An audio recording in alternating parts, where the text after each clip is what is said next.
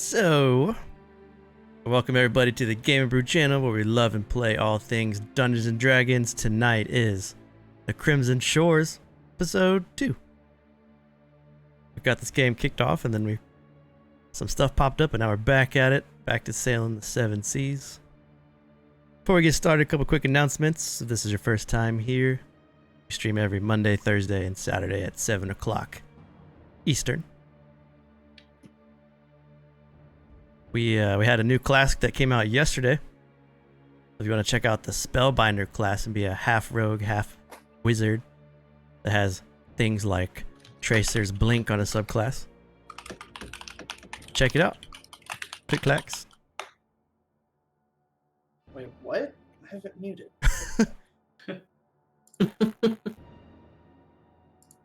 And then this Thursday, the next Thursday stream is the State of Erenel for April, where we're gonna show off some new stuff coming out in April. Some pretty cool class ideas, race ideas. We had everyone vote on Patreon on what they wanted to see next, and everyone was overwhelmingly voting for evil deities, so we have a lot of evil deities on the way. Outside of just Ma. So, glad you guys are here on this quarantine Saturday night. Let's get into some Crimson Shores.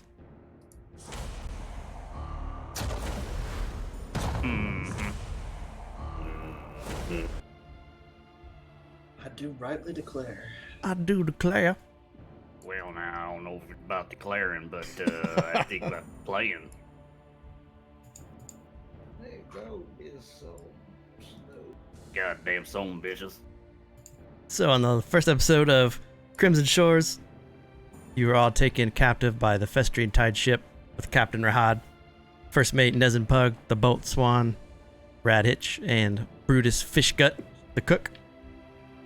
Where you were attacked by a Krovian ship while you were learning kind of the ropes of the pirate, of doing piracy on the seas. When the ship was attacked, you all woke up on this strange island, shipwrecked.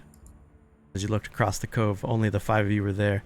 You gathered some meager supplies, made camp, and started to explore the island. You explored the eastern coast of the island and you found a strange mine where a man and a boy named Man and Boy were hiding in the mines.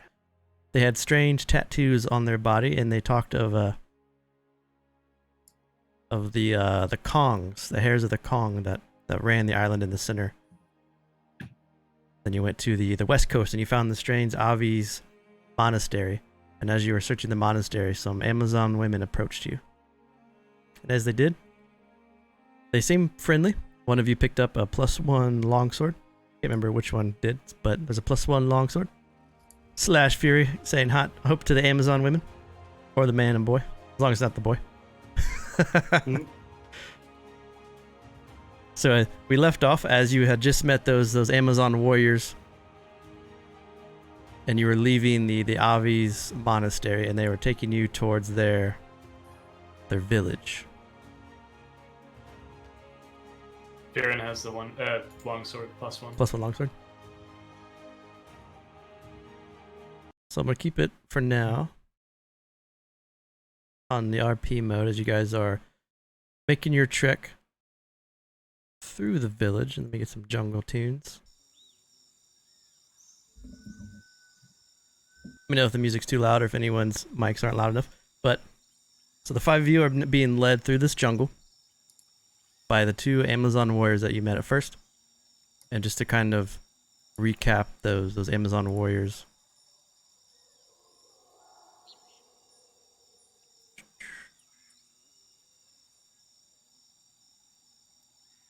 Alright, so the Amazon warriors, they carry those very large, serrated, long blades. If you remember, they had spikes going along the sides.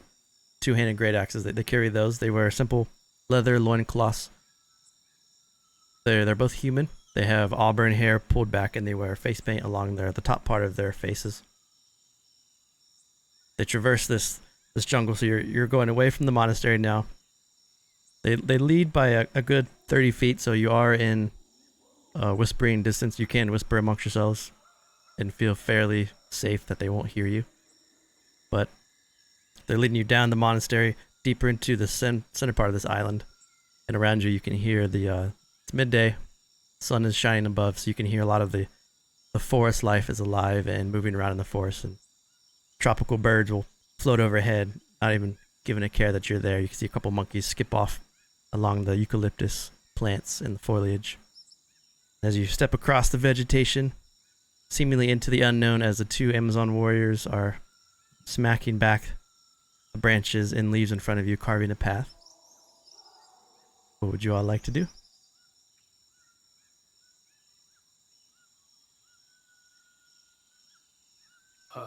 Well, I guess we follow since we're trying to get to their ship. At least do that. I don't know.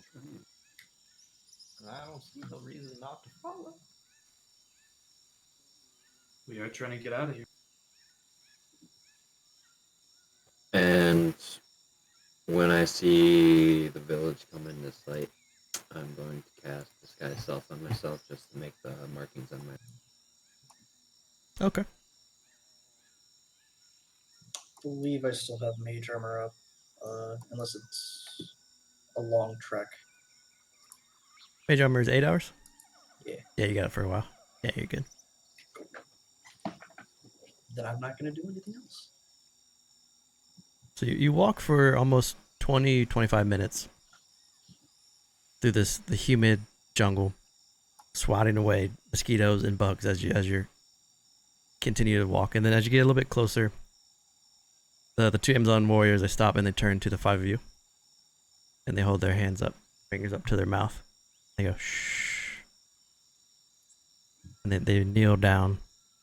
They look like they're trying to hide behind some of these large like large leaves. So they turn and they wait to see what you guys do. As they're ducking down, kind of hiding. I'll hide. Yeah. I'll follow suit. 22's good. 6, 3, Oh, Oh no. 13, 9. no. Do I see anything as well? So as Like you suddenly you guys kneel down, you like look through the jungle and you hear the heavy footfalls of something that like runs down the treetops. You can hear, and then something like springs, lands into some sticks and some grass. And then through a little section of the forest, you can see this large, it looks kind of like a panther. It's got black fur, but where more panthers that you've seen so far have been 8 to 10 feet long. This thing is almost 20 feet long and almost 10 feet high. It is a massive panther. Part of its skin looks scarred and burnt, and it has scars that run down the left side of its face. As it doesn't see you, it turns and kind of smells. You can see that part of its face has also been scarred. It turns and it starts to walk in the opposite direction of you guys. As it starts to walk away, the two Amazon warriors stand up and they motion and they start to go in the same direction, but a little to the east to get away from where that panther was walking. Erenel will follow, I guess.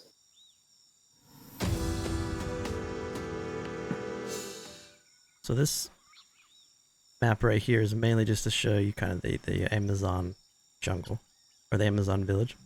The two Amazon warriors, they lead you up this large, it's almost like this village appears out of nowhere. There's no roads or any sort of tracking, but you walk in, and then nestled under some of the trees are these very makeshift huts made from wood, from bone, pulled taut by leather skins to give roofs. No doors on the fronts, and you can, as you walk into the village, you can look into the insides, and you can see inside these little village huts it's very basic, very meager. They only keep stuff that they really need. But there is about 25 to 30 Amazon warriors, all women, all large, very muscular, very athletic, going about their day-to-day lives. You can see some are shearing off a small tiger that they've had, and they're cutting off the fur, and looks like they're spreading the tiger up to feast on, to eat for dinner tonight. They all look close to within the same age as well. They're all in their, for humans, 20s to 30s, except for one Amazon warrior, one older woman stands out among the rest. She looks to be in her mid-50s, but she also is very built. The scars of battle can be seen on her face, and you can see the wear of life on her face, but even though she's older, she seems to be like in very peak condition almost. And there's a couple Amazon warriors that are talking to her, but the two that are kind of taking you in are leading you towards this woman.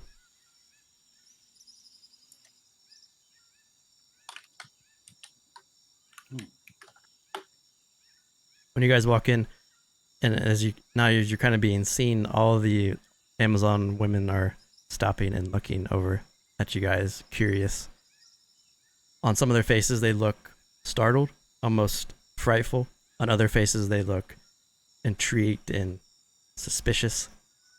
But then the Amazon chieftain, the older woman, looks over at you, and her eyes, she just kind of stares at the five of you, almost like she's trying to insight why you're here. But they lead you up, and then the two Amazon warriors, they turn to the five of you, and they kind of motion for you to kneel in front of her. I'll kneel out of like respect to it. Okay. Does anyone not kneel? No, I'll kneel. Yeah. Anton will kneel as well. The two Amazon warriors that brought you in here, the one on your left says, we found these five up by the old monastery above the rock face. We thought it was best to bring them to you, as you are wise and you speak to the Kongs. And she kind of puffs her chest out a little bit and nods. You did the right thing. My name is Yikyop. I am chieftain here. Please tell me, why have you chosen to join us this evening? She's very elegant, a very elegant speaker for what you would presume is like a savage. Well, if you don't mind me saying, seem to have found ourselves upon your island. Tried looking for some of our fellow compatriots along the shorelines and didn't have no such luck, so just trying to find a way off this place. Maybe like a boat or something. If you guys could kindly provide us with one, or an opportunity to get or to obtain one. So you have not joined the island by choice. You have found yourself here by fate. Would seem so, ma'am.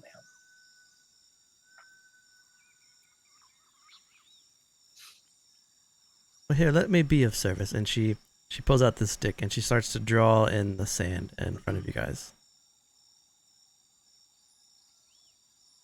She draws a very, very crude map. And on the map, you can tell at first glance the map looks like the entire island as she kind of draws it out very, very quickly, very hastily. And she starts to draw X's on different parts of the island. She points to the one that's labeled 3, and she says, "You are here. This is the village." She points at number 2, and she says, "This is where my daughters found you."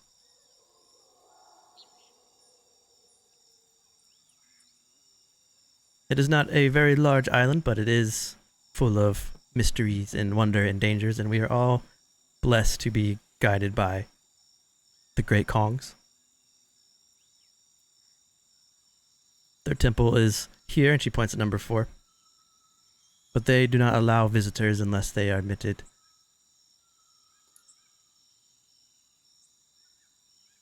What do these Kongs look like? They look like large orangutans, but the most wisest beings that we've ever had the grace of meeting. Mm-hmm. They provide us with the elixir that helps to open our minds to new things. It's no wonder you weren't scared by us.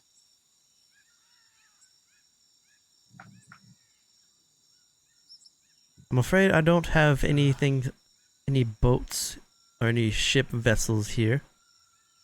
We have Reminds me no. of the first ship I sailed on. Man, they smuggled some great stuff. Open your mind to all kinds of things. But I digress. I apologize. Did they? Was it the same bluish liquid that the Kongs provide us? Oh, I don't think I was in any shape to ever remember exactly what color the liquids were, but Would I be able to get a hint of what that is? Since they mentioned it's blue. No, that's probably some type of drug. I can give you like a history check. Yeah, make a history with disadvantage. 12? Is it an alchemical thing? If so, then like it would cancel with artifice or curiosity. True. Okay. 16. Through your life, you've heard of many different types of elixirs that can raise intelligence or wisdom. Some last for a short period of time, others for a much longer time. But all of that stuff that you know of is expensive to make. And they all come in, most of those come in shades of blue. So it could be a couple different things that they're using, but to make enough to like for this entire village to drink would be pretty intensive. I guess they grow some rare crops here.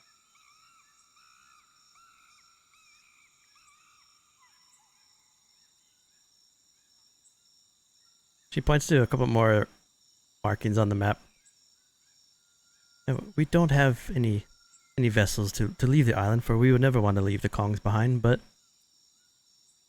we may find ways to build or search. She points at number 1. There's a mine here, though it's been abandoned for some time. Maybe something was left behind. She points at number 6. Many years ago, when I was much younger, a shipwreck hit the shores here, but the ship has been battered by the sea for some time, but you may be able to scavenge to build your own ship from there. She points at number 7. Number 7 is a place that a lot of my daughters like to go to. It is the mud pits, and you can speak with Florb, the king of the mud pit there, and enjoy a relaxing mud bath. And then at number 5. Number 5 is an old palace from before we were all here, and that predates the Kongs. We mainly stay away from there, for there's been dark stories of remnants of deities past that haunt the palace walls. You're more than welcome to stay here and make yourself at home. We have been without the company of men for some time, as my old companion has moved on to a new life. But you're welcome to stay here if you wish, in paradise.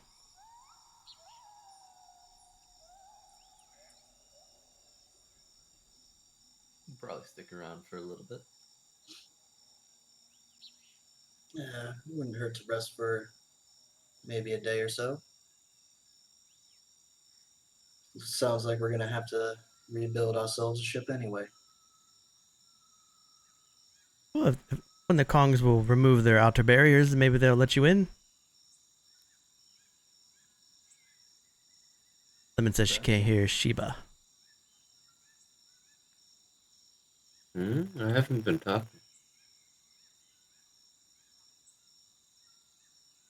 If the Kongs will greet you, and they only remove their barrier when they want to come outside or when they require my assistance.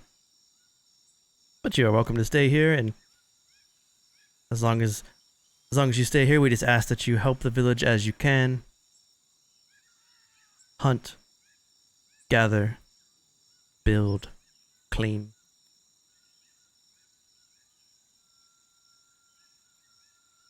But you are more than welcome, and one of my daughters will take you to one of our free huts.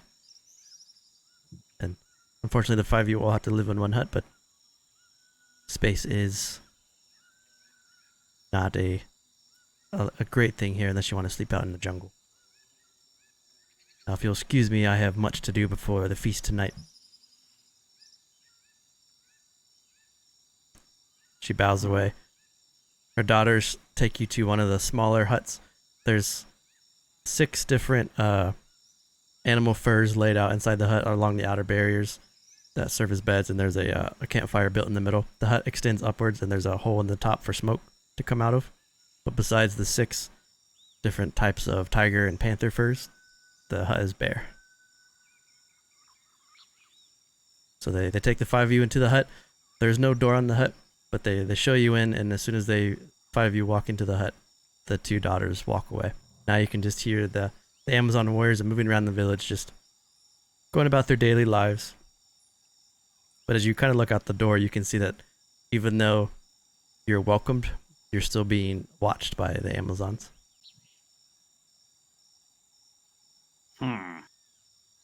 Okay. Right. Well, we ain't got no ship.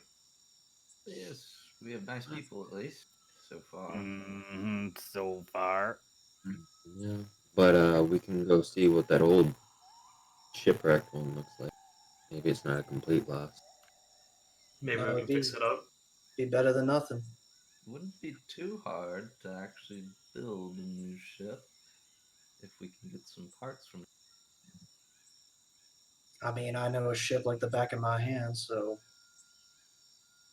shouldn't be too hard to piece it back together. We can scavenge gears and rudders from that. We can make the structure of the ship ourselves. We just need the advanced components, that's all.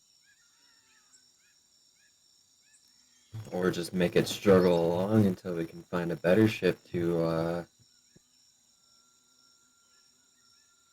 Be captured by again. captured by. Maybe if they're a crowd, we can.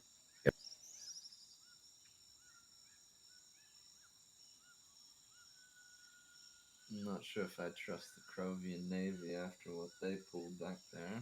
Seems like they're ready to ram into anyone now. Well, we were on a pirate. Well, if it has any markings, you can always just remove those.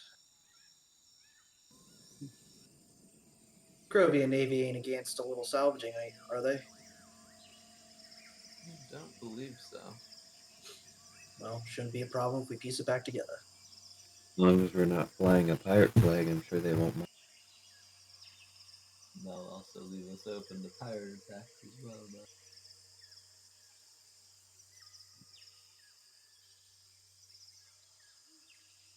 As you guys are in the hut talking, a light rain starts to fall across the jungle.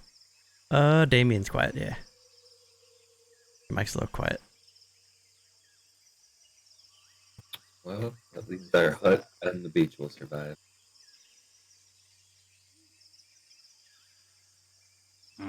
Well, assuming we make it out of here tonight. What are we gonna do for the rest of the day? How much of the day is left? It's a little past midday. Actually, no, you guys left. You got about 2 or 3 hours until the sun starts to set. About how long into their feast? You're probably around the same amount of time, a couple hours. Same amount of time? Yeah.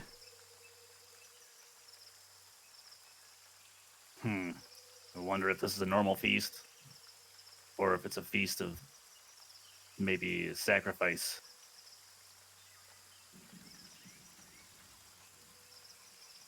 Well, still got a couple hours. If they want to gut us, I'm sure they'll do it at the time of the feast. And wander around here and see what.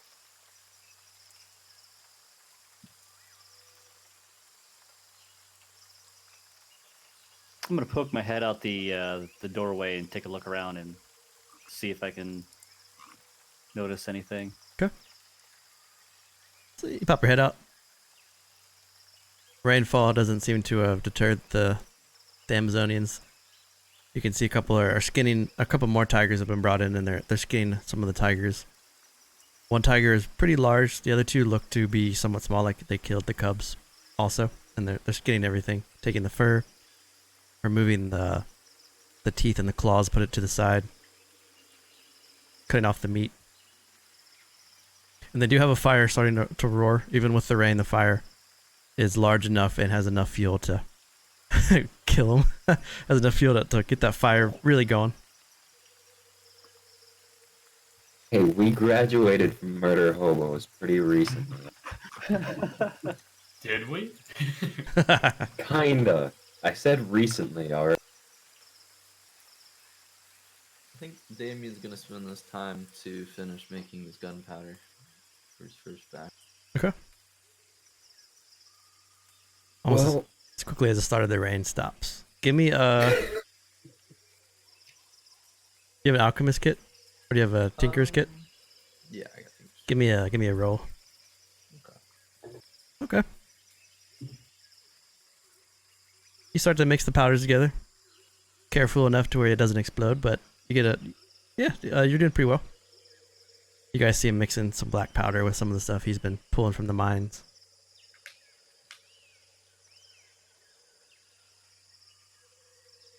well, I'll probably sleep until whatever happens, so I'll get on a bedroll and fold it over my arm. Okay. And then sleep.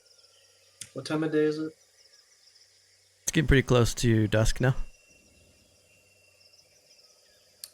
Yeah, Anton will probably take a nap before the festivities. So you guys take a short rest. I'm gonna make beer while we wait. I forget which attribute do I use for this. You have a brewer's kit? Yep. Brewer's supplies. Do D20 plus your proficiency plus intelligence or wisdom, your choice. Doesn't matter for E. So I'll just do that. 14. You see Varen in the corner mixing and brewing, making beer with the yeast in the corner. It smells good. And you can tell that he has a knack for brewing ale. He's a goddamn drunk. Couple hours pass as you guys sleep, make your provisions, and then you start to hear a subtle war chant outside. And you can see that the fire is shining a light into the doorway.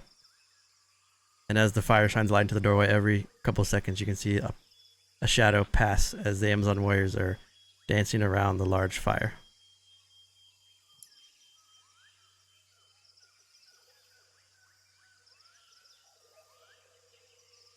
Is that a part of the feast? Yeah, maybe.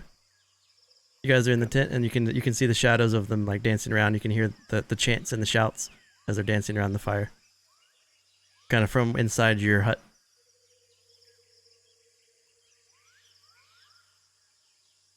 What would you like to do? Could be some sort of ritual. Mm-hmm. Let me go check it out. Well, if we're gonna be here, I think we should go check it out. See what they're about. Okay. Sweet. Yeah, I'll go out. I'll say laying down. You staying laying down? Yep. Okay. Just gonna keep peeking out. So Has it been 8 hours since the temple? you got like another hour or two left. Okay, I'll burn my 2 sorcery points to at least get the spell back.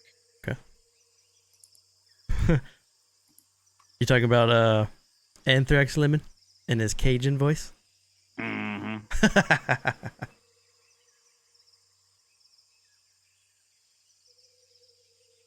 In his amazing Gamingbrew hoodie.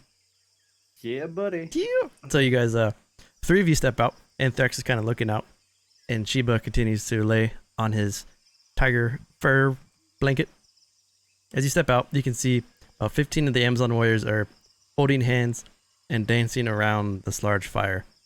And above the fire, built up almost 2 feet, And you can see like around the fire they have these like almost like cooking racks, and there's large pieces of the tigers cut around on the rack. In a very intelligent way compared to what you've seen before. Like they're almost cooking the sides of it. And as it cooks, you can see a couple Amazons walk up and they flip the tiger. It's like gourmet chefs. It's strange to see savages do stuff like this.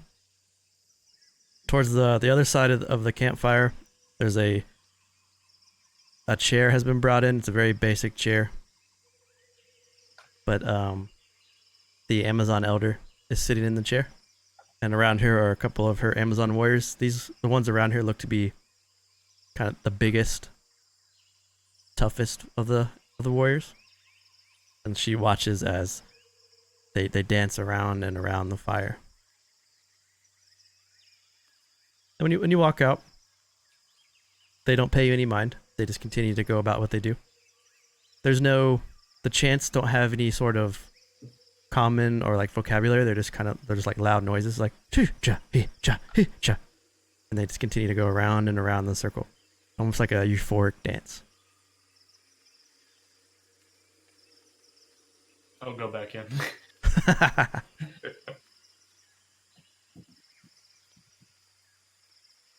The Amazon chieftain stands.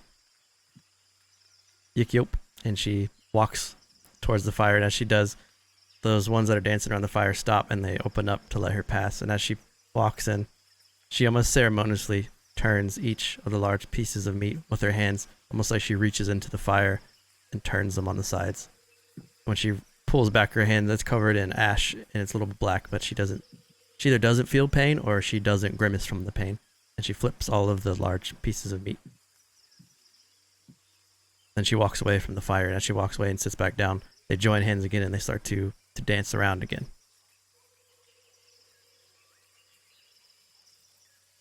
It's night now, so because it's night and because of where you are, the two that are outside,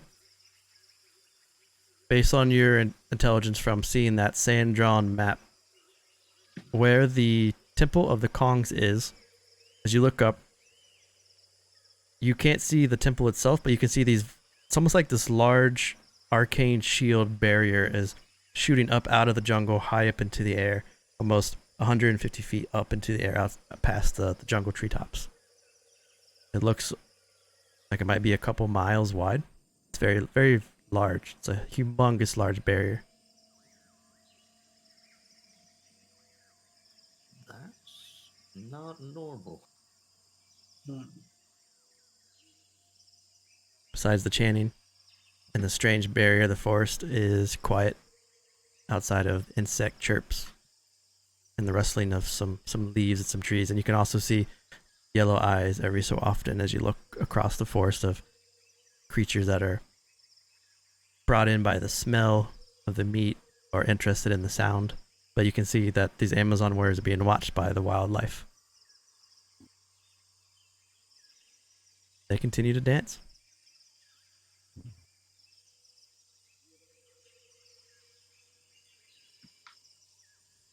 Eventually the dancing stops.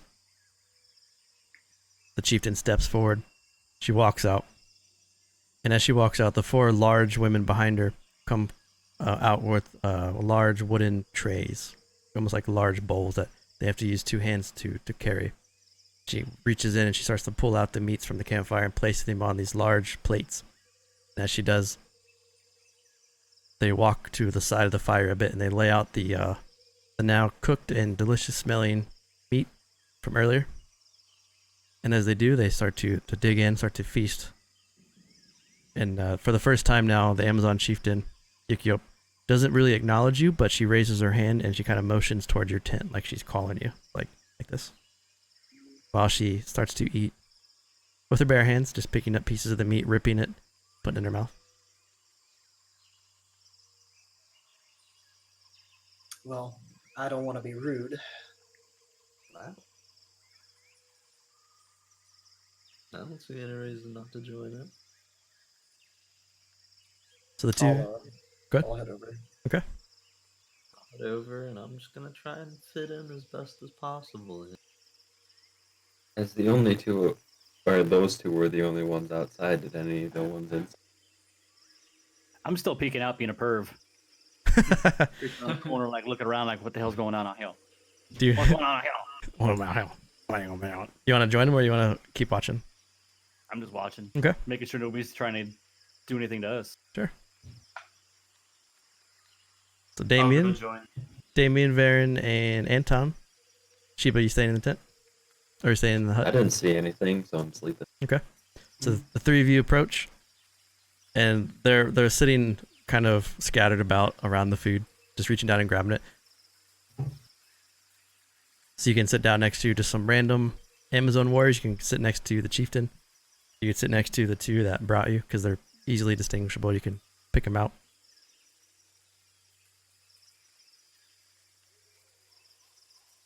So however These you people guys. speak Draconic, right?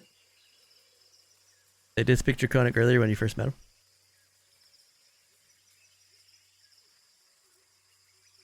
I think I'll stick to the group for now. When you sit down, they don't move, they don't react in any way. They just tear meat and eat and laugh, and you can see this is a very joyous, all somewhat strange community of women. I guess I'll eat, and then I'll drink some of the beer that I made. Okay. So you rip off some of the tiger meat and then you eat it, and then when you take a chug of the beer, the Amazon sitting around you kind of look over at you, and then the one closest to you puts her hand out like she's waiting for you to pass her the mug. I'll pass it. She takes it, takes a drink. She kind of stops for a second and looks back. Very good. Then she passes it to the Amazon on her right, and they all around the circle, like passing a joint. They all pass your mug and each take a drink, and then it comes back to you. It's a very community experience. Like everything is shared amongst each other.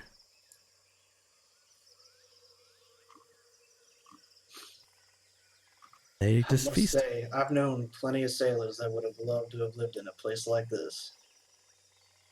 Oh yeah. The Amazon Always next say to no you. good beer.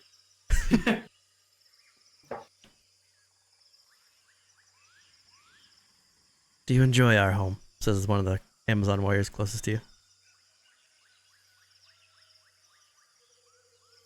Speaking to whom? Anton, What was it, sir? do you enjoy our home? Oh, I prefer the sea personally. But this is nice. We have never journeyed out to sea. All we know is the island and the Kongs. In the mud pits. But there's a vast blue ocean with plenty of things to see. What is outside the blue waters? Oh, honey, that is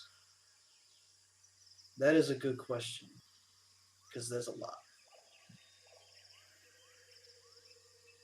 And where would I even begin? Cities, islands with things you could never even imagine. City's bigger than the Kongs? She looks up towards that giant arcane barrier. Yes, but that barrier is very impressive to say the least. I can tell the Kongs are to be respected. Very wise beings. They taught us everything that we know. Before them, actually, I don't even know before them. Not even grandmother. She looks over at the chieftain. They did bless us with a man and boy once, but sadly they're gone now. We're not sure where. We are very worried, but man and boy were proud members of our community at one time.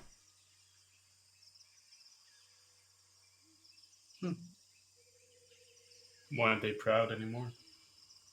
Yeah. Oh, one day we woke up and they were both just gone.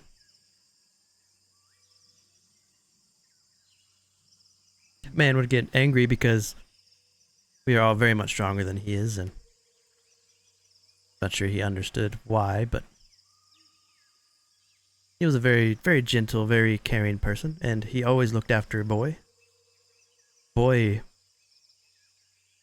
was angry, prone to bits of rage, and whenever grandmother would try to calm him, he would lash out, and then man would have to take him into the jungle alone and speak with him before he would come back much calmer.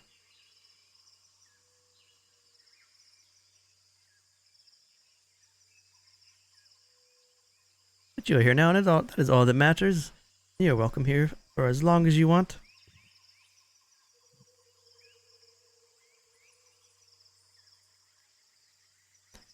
The Amazon warriors are now kind of getting up. Most of the food is gone. They're starting to go back toward their tents. Some of them kind of go out almost like guards or like watch posts, but for the most part, most of them go back to their tents.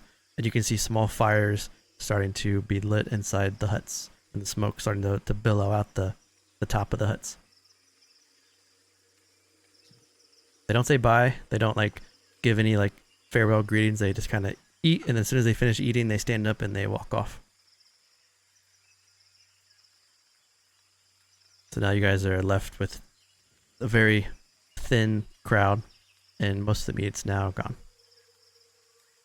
Oh, the bonfire's still lit. I guess I'd get up and leave because that's their custom. Back to the tent, I guess. You get up. If Aaron has any more booze left, I'll take another mug and hang out. Do I have more? You're getting pretty low, but there's a little bit left at the bottom. Sure. How about it? Come, make some more in the tent. We can discuss our plan for tomorrow. Walking back to the tent, and you can see Anthrax is like peeking out the doorway, staring at you. Just chilling, just like, what the hell y'all doing? You creepy motherfucker. Yo. How y'all doing? Ooh, well fed. You missed out on the beer I made.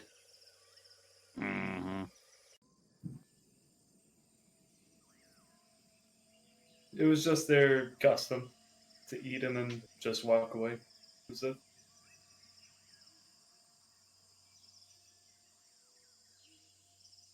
So as you guys go back to your tents, the night is yours. When you're ready to jump to the next day, let me know. I'll make some more beer and then go to sleep. Got it. I'm gonna fashion some of the metal fragments that I have into like pellets or bullets, and then I'm gonna go to bed. Okay. Give me another check. Brew supply with the 18. This time you're getting the hang of making beer in this condition, and you make a better batch. And 16, yeah, you're able to easily fashion some bullets.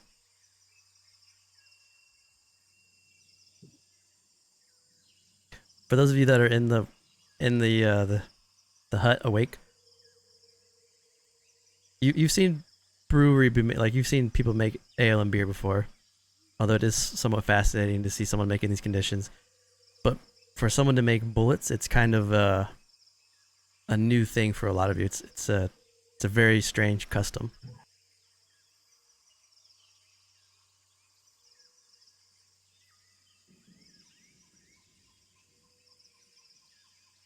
Yeah, let me know when you guys go the next day. Gunpowder. How the hell do you make bullets in this condition? My father taught me a lot of tricks. That man can make a cannon in this situation.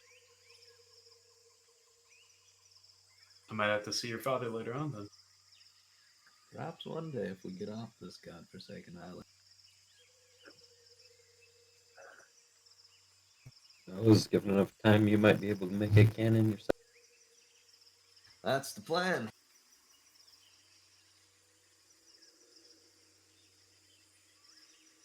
Alright, I'm gonna head to bed. Mm-hmm. After I make my bullets, I'm gonna go to bed as well. Also, be right back, real quick. I need Okay. to find out.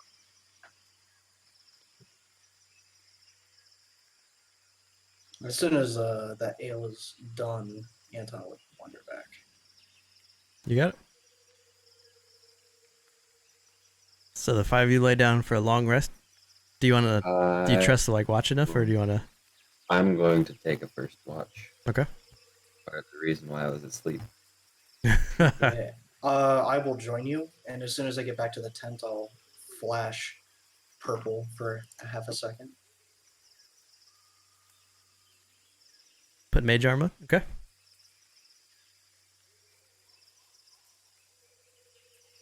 $15 perception. Got it.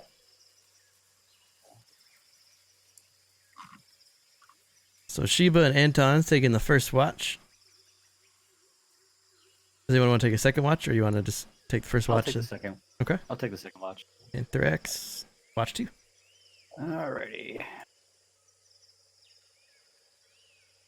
So during the first watch, the two of you, if you want to chat about anything, go for it. If not, it's a pretty slow, uneventful night. It's a very peaceful experience, even though you can hear loud cat calls and branches being broken off into the distance of the jungle. But for the two of you, you've been out in this like environment enough to where it's almost like soothing to be out in the jungle compared kind of like when you live in downtown and you want to hear cars to help you sleep. It's that same type of feel. But yeah, your guys' watch is pretty uneventful.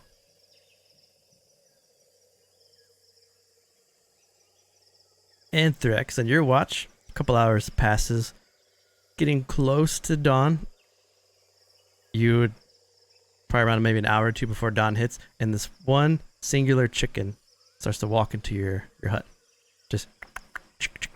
It just like walks slowly into your hut, looking around, head bobbing, picks a couple things off the ground, just keeps walking through the hut, just walking around, kind of sporadic, eating seeds and things off the ground. It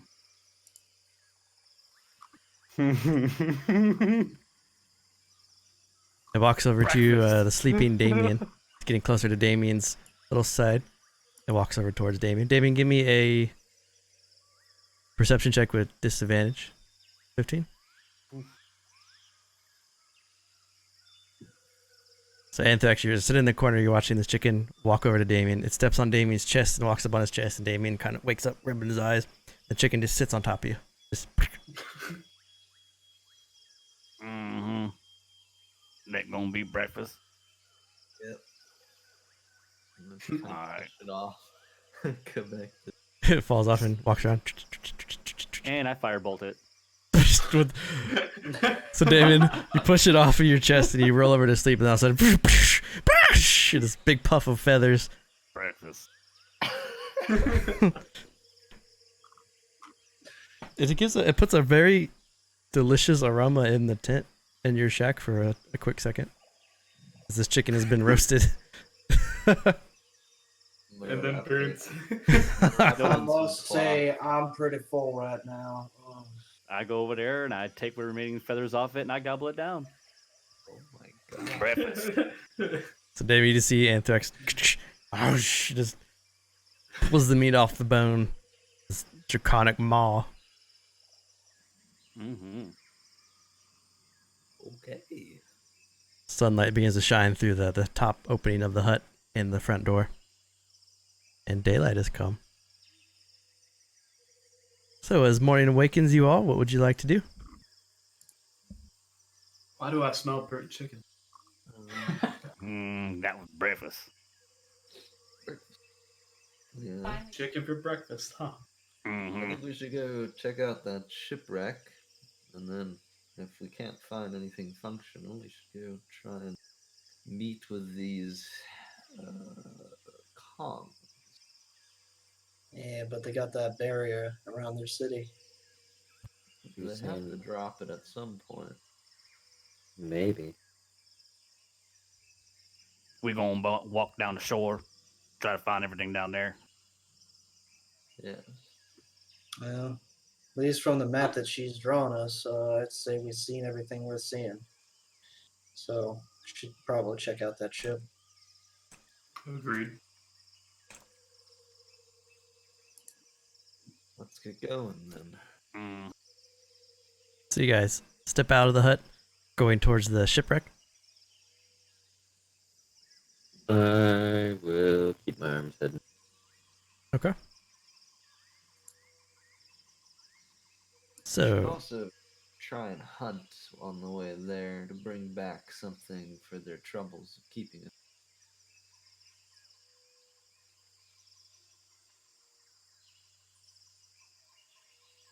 Who knows? Maybe we'll run into Run into a what?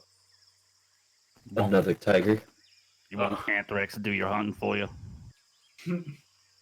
Make sure it cooked real good. Alright. So walking out of the huts, the Amazon warriors, a lot of them are already awake, already moving around, gathering foods, making repairs, guarding entrances, talking amongst themselves.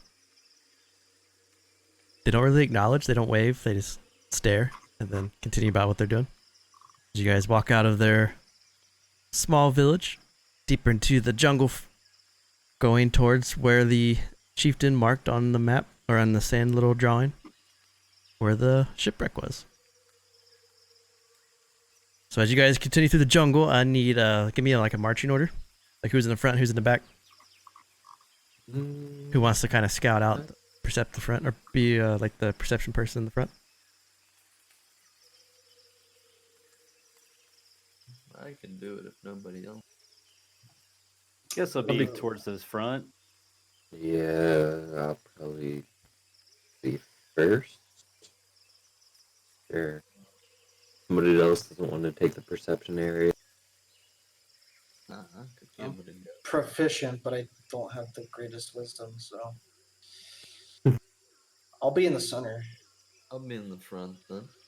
I'll be in the back. Yeah. I'll be right behind Damien. Okay. I got Damien, Sheba, and Anthrax, Anton, and Baron in the back. Damien out in front with a nice roll. So making your way out of this village now. And this isn't like necessarily where you guys are, I'm just changing the map to show the jungle change. As you all journey out.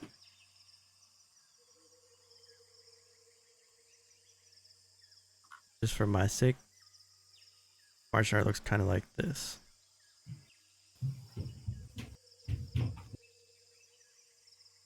Going towards the coastline on the south coast, towards the shipwreck, come to an area of this jungle.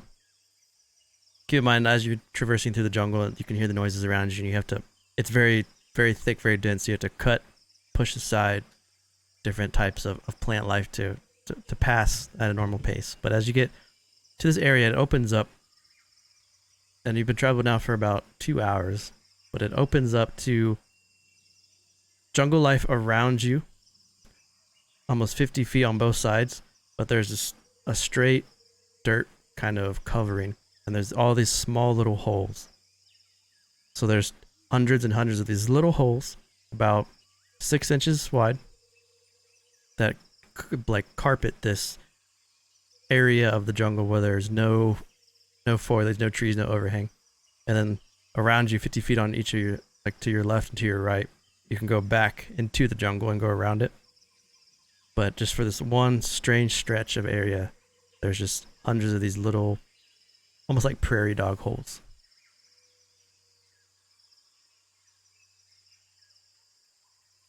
And you stop right when you get to the entrance. You like, Damon, you're out in the front, you stop and you put your hand out and you stop Sheba and Anthrax from stepping.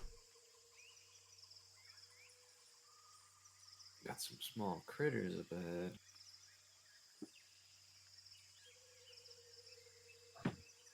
Are we talking about rabbits or more tigers? Not sure. They dig though. There's a lot of You see this big one. it's a large mosquito, but it goes across the holes, and almost like whack-a-mole, this 6-foot long snake jumps out of the hole, bites the mosquito, and pulls it down.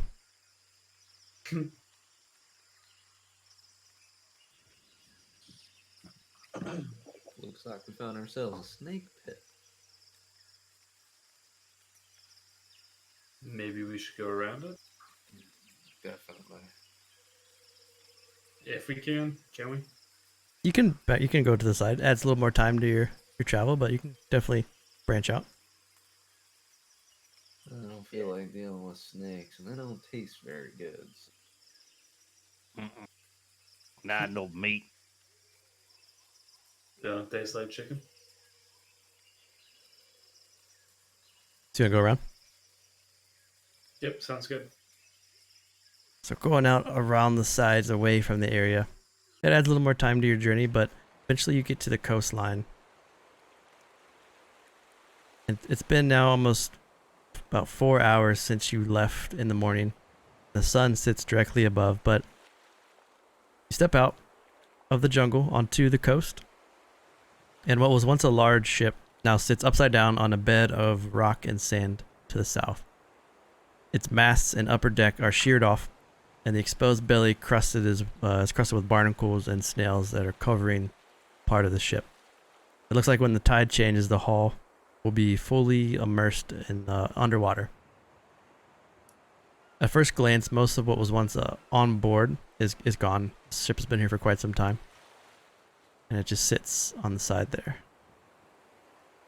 Oh, that's not good. Yeah, boys, I don't think we can salvage her. Not We this just one. need parts. We'll scrap it. Should we try and make a camp nearby here so we don't have to go through the forest every? I think that'd be a good idea. I think building a ship's gonna be our best way out of here.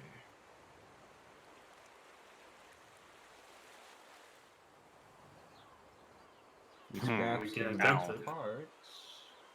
We could build ship in a few months' time. And it wouldn't be no raft either. We could make a fine vessel from these. I'm still wondering how them cones got that boy and man. They some sort of magical cone, monkey Well, man. Considering you're projecting a massive barrier, they probably have the capability of moving themselves between locations quite easily. They probably don't even need a boat for that. That might be our best bet.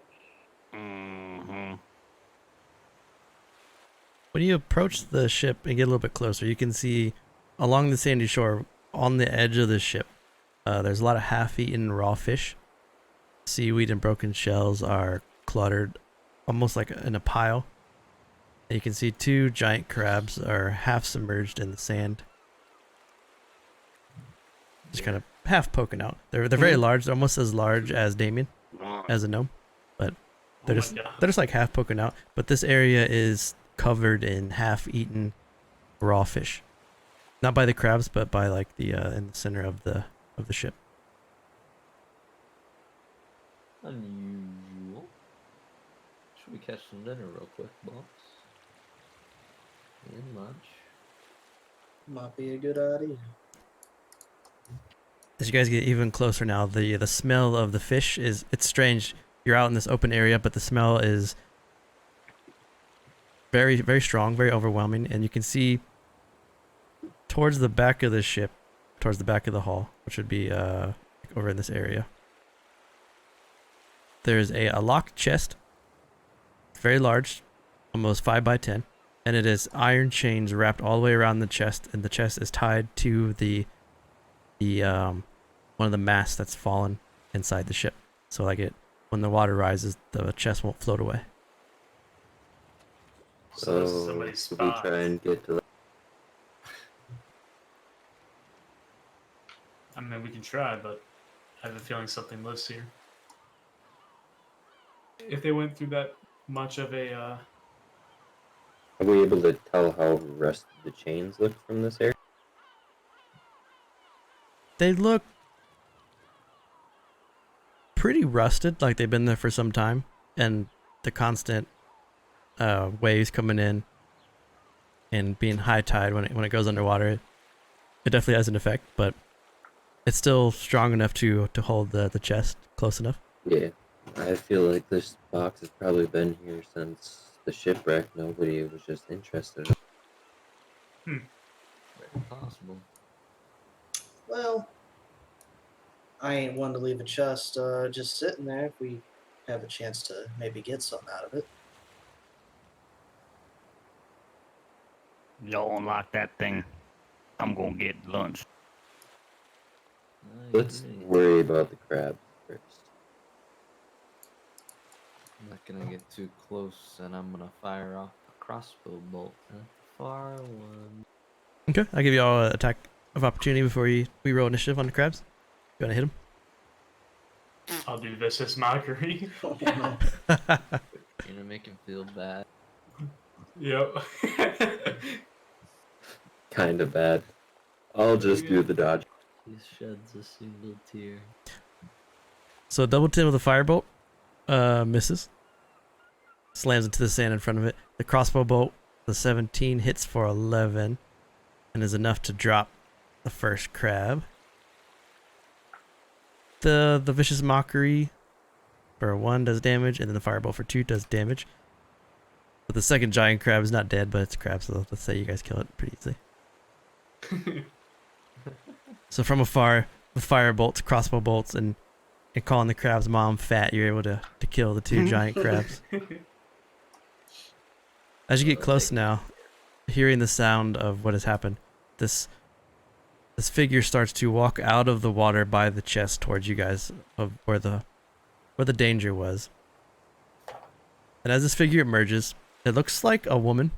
She has long green hair that looks like seaweed that runs across her scalp. Her face opens up like a fish mouth. She has no eyelids, but her pupils are dilated with green eyes. And she looks very disfigured and horrifying, and the sea hag walks out of the water towards the shore. I fucking told She slowly like slithers up onto the shore, and she looks kind of over at the 5 of you with her no eyelids, her eyes just wide open. You killed my creatures. No. Mhm. It's lunch. You killed my beloveds. What toll will you pay before I take your life?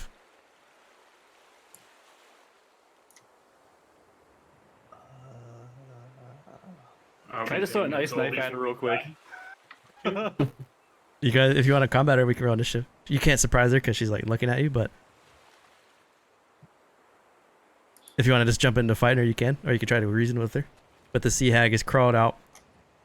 You get the sense that she was now living in the back of the ship for some time, and she's just slowly emerged from the water. Amphibious and disgusting. I must say, that is a horrifying creature. Can that classify as dinner? Almost. I don't fit. think that one. Nah, crabs, yes. Her, no. I told you guys I was right. You must pay the toll. I'll drag you to the bottom of the sea. Wouldn't that be pretty far away from the...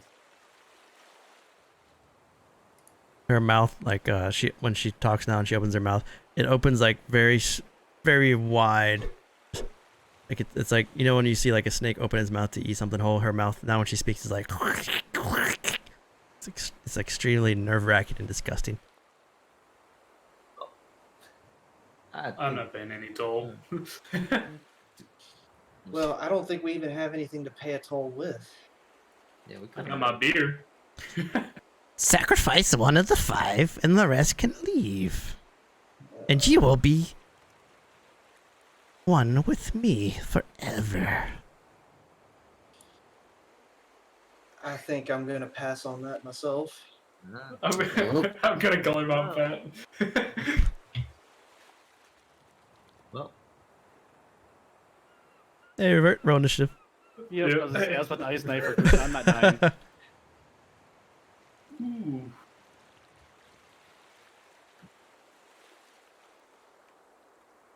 Hope I didn't add my 18.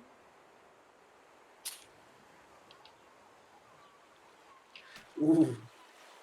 Ooh. Well, we get to see what Thank you, she's doing. Lemon, for that wonderful inspiration. Oh, yeah. So Lemon has given Anton inspiration. You got Avenge on a roll.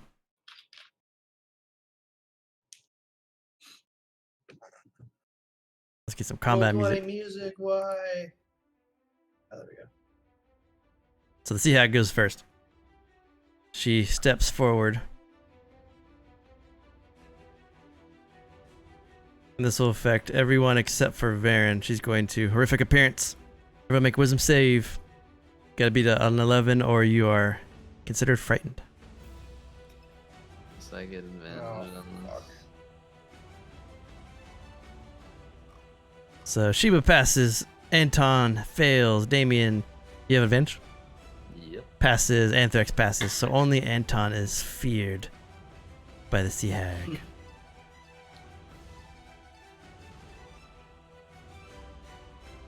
And Anthrax. Well, come out that water, freeze that bitch ass. And I'm gonna ice knife that cunt face. Oh, for 3. Nice. So you ice knife. With an 18, it hits. But it looks like it doesn't do as much damage as you would hope it would do, but it does do some damage.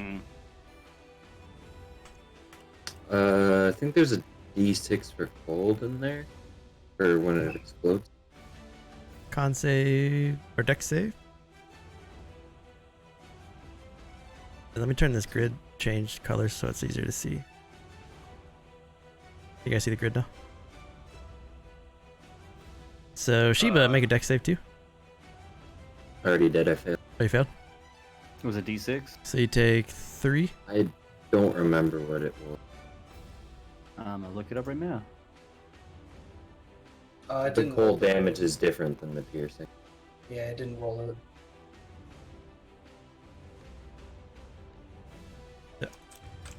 2d6 cold. That's what it was. 2d6. So the pierce is for the splash and then the cold is 2d6. Gotcha. Okay. That's better damage with the first initial. Yeah, move right away home. You got it. Varen, you saw the Sea Hag do horrific appearance where she just and then you see Anthrax throw an ice knife, catching Sheba a bit on the side. Your mom doesn't love you. Another what? 1 wisdom. Fuck. 1 point of damage. Got it. She looks over at you. I'll walk over there and that's it. Sheba, you're looking a little rough, but you're still alive.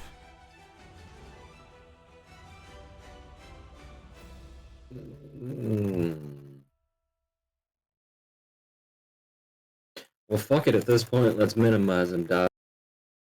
Dodging. You got it, Damien.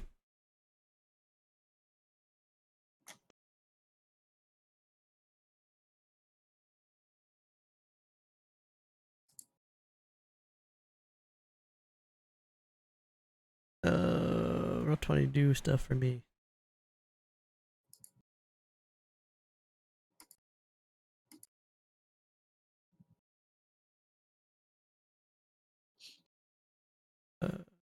Trying to make the music work.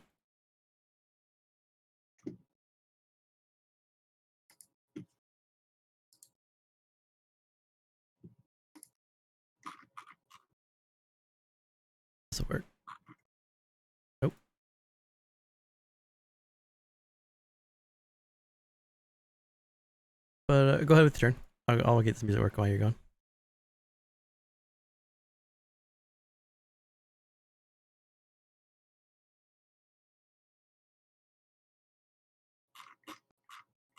Come on, come on, come on.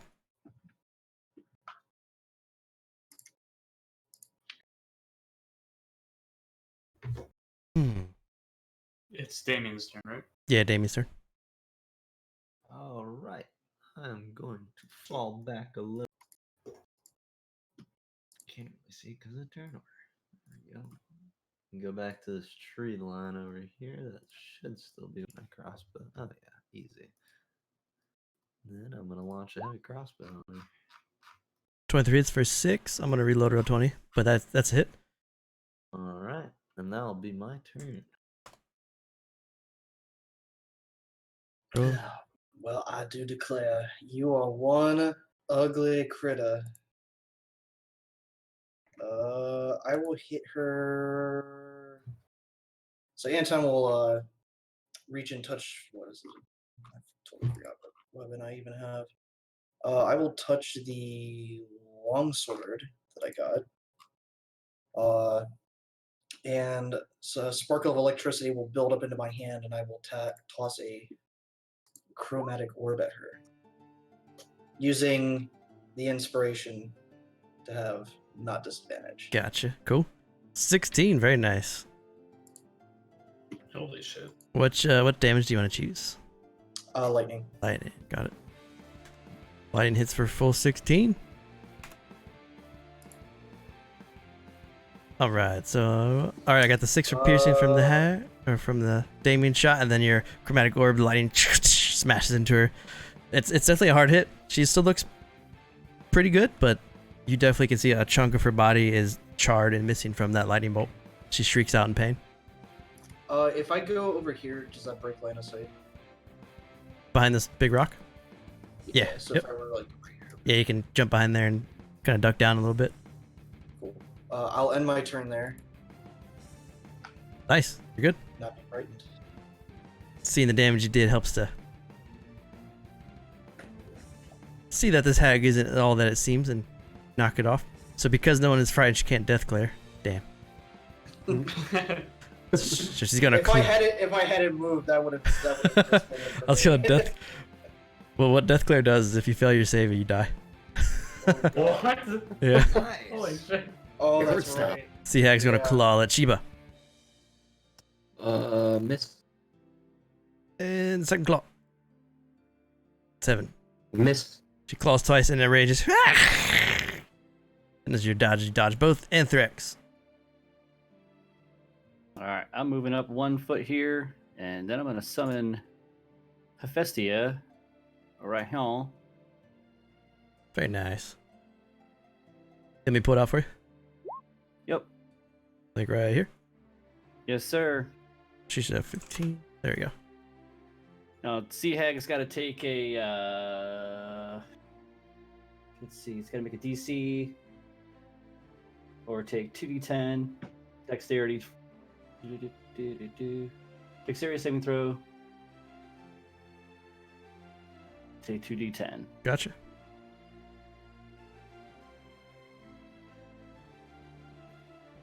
$15. Yep, it's even with mine.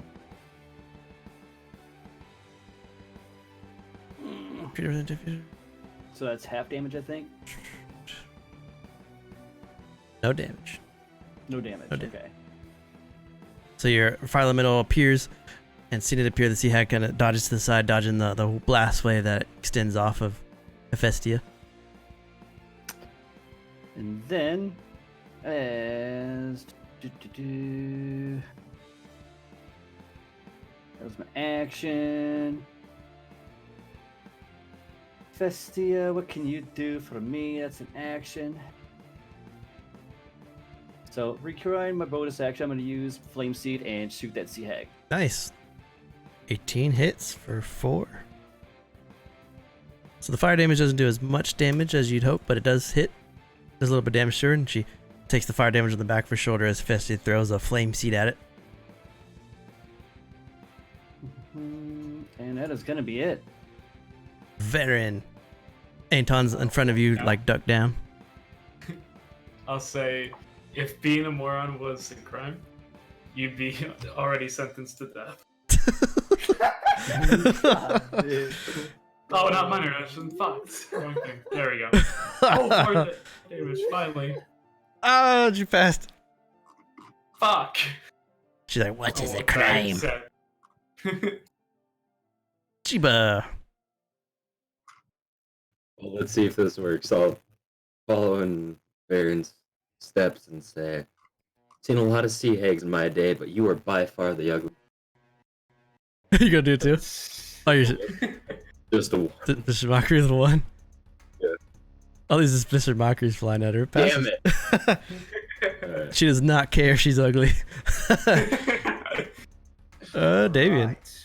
I'm gonna fire off crossbow bolt. 11 misses. I'm just gonna stay here for now and then. Alright, so your two companions are screaming insults at the hag to no avail, and then your crossbow bolt just goes a little bit wide and hits the ship behind her. Anton. I'll step back out. What are you boys doing? You're obviously just making some glass on the beach. Ah. Trip. Well, my throat's gonna hit. So I'll blast the sand in front of her, I guess. Just the sea hag is going to claw Oh, at God. Sheba. There it is. No. Down. Yeah. She's gonna step 2 spaces up towards Anthrax for a second claw. That's me down. Damn! She clawed both of you guys. Oh! So as you guys shout insult, she steps forward, slashes Sheba across the chest with her claws, and he falls. She jumps out at Anthrax. You see both fall. Anthrax, first death save of the campaign. Is a Nice. success? Yes. You cough a bit of blood up. Varen, you saw your companions just both get slashed in half by the sea hag. Get your ass up, and I'll bring up Sheba with healing word. You got it?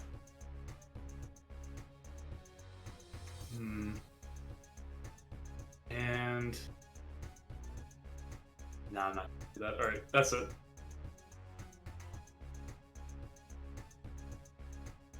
Sheba is up for 4. She's still bleeding out a bit, but you're now laying on the ground prone in front of the sea hag.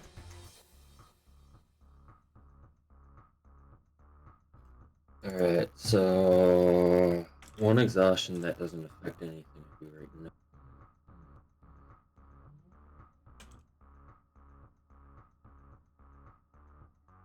You got 1 exhaustion, yeah. So your ability checks.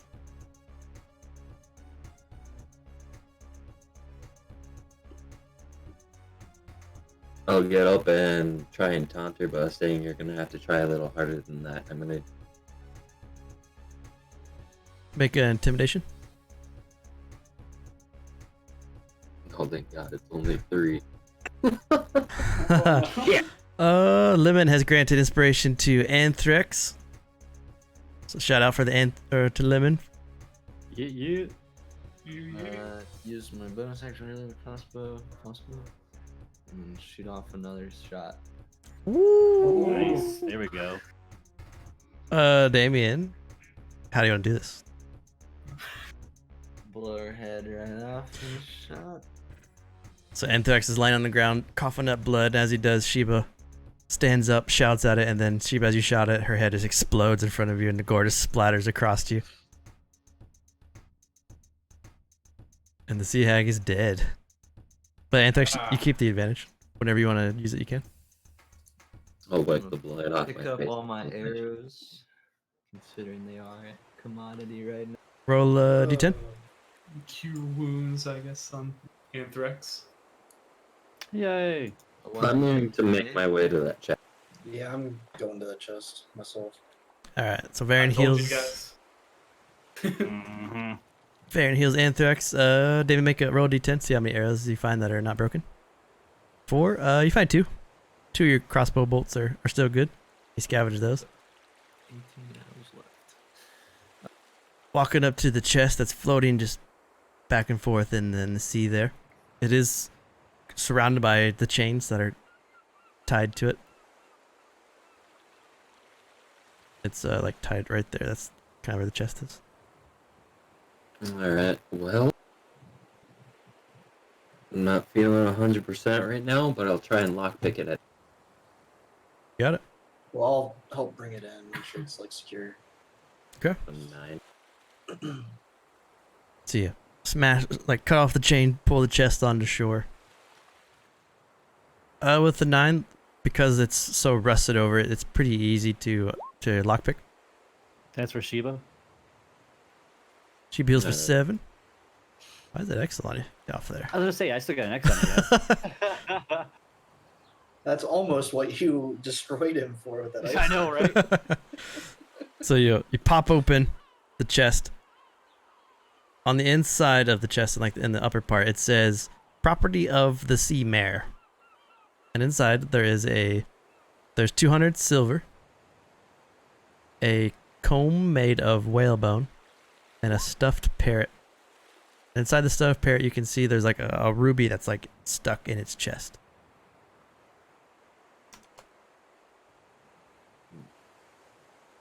I'll make food out of the The crabs.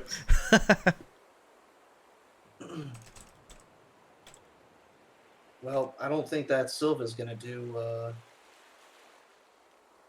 us much good. At least for the moment, but we can split all this stuff up. Damien's gonna go investigate the mechanicals of the ship, like the rudder, stuff like that. Yeah. That'd be hard to make. So most of the rudders, most of the mast, pretty much anything outside of, as you kind of go around, outside of the hull and the shell of the ship is just rotted away and beat to hell. You could use Does this. Sheba open up the stuffed parrot in front of everybody? No, I just opened up the chest. Okay. You could like pull this out and use it as a frame to build a ship. I mean, it would take you some time, but like weeks to a months to rebuild a ship from this. But it would be a nice starting point if this is the direction you guys wanted to go. I can do it. I Could think just that's do our good. own ship. Well, if nothing else, if we can get something, this ruby, I'm certain will get us nice and seaworthy once we get off. Yes. And if we're lucky, we might attract the attention of those monkeys or whatever they are. Call.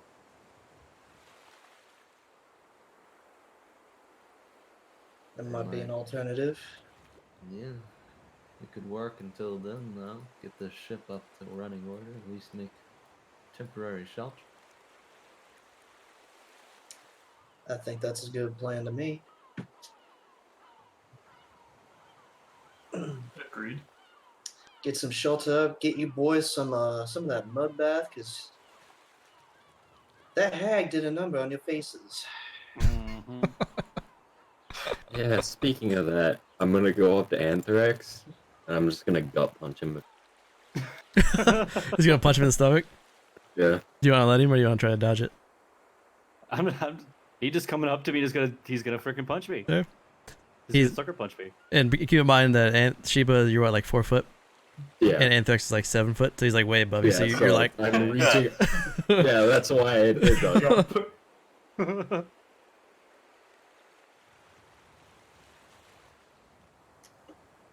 Not even close to what you did to me, but we're even.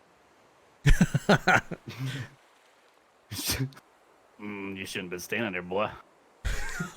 trying to kill things. I think we both were. You just.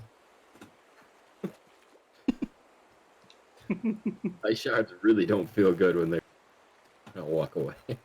Since I'm well versed in that the nautical life will help Damien with what he's doing. Okay. So you do know that this ship in a couple hours will be underwater from when the tide's going to rise. So if you want to pull this hull out and use it as a base to start to build, you're going to need to find a way to like get it out of this area and like get it up farther onto the coast. All right. And it is in two So- pieces. They say we start pulling this out of the ocean, and then we'll investigate what we need to build to get it working again. I say we start with the smaller piece tonight and use it as shelter, and then grab the bigger one once we have a little bit more machinery. I think that's doable. You boys agree? You have any Yeah. way to move these things? I mean, look, Probably not. I'm waiting to hear you guys' ideas. When the tide comes up, it should be made a lot lighter. We can probably pull it closer inshore. If we don't finish it tonight, we can finish it tomorrow. It's gonna be a slow Each one of drag. these beams, in all reality, each one of these beams probably 100 pounds easy. 'Cause Yeah, they're we might. gigantic beams. Yeah, they're and pretty a heavy. giant ship. Yeah. So I mean, even just attempting to drag this thing would be impossible because it's underneath sand. It'd be impossible. Our it's a best good bet thing would it's be D&D. to our best bet would be to re-engineer it. You know, de-engineer it, take it all apart, and then rebuild it piece by piece. Yeah, That would be a good approach. Take a little bit longer, but Mhm. but we can also fix broken pieces in it too if we do it that way. And we're not going to be making a ship this size anyway. So I mean, we could just take the pieces we need, build what we have to out of the giant beams we have. Yeah, we can make Use a other small pieces. skipper instead of a galleon or a frigate. Mm-hmm. Yeah. You guys would know based on your experience that this would give you I can give you the exact size to you. Just for reference.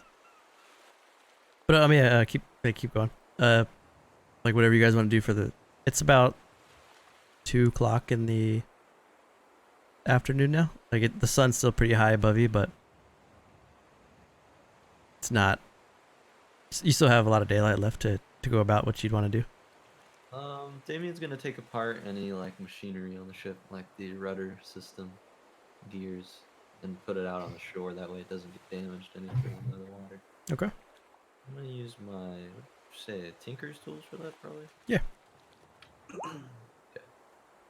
We'll go and gather stuff for fire and possibly to be or something to make a shelter. Okay.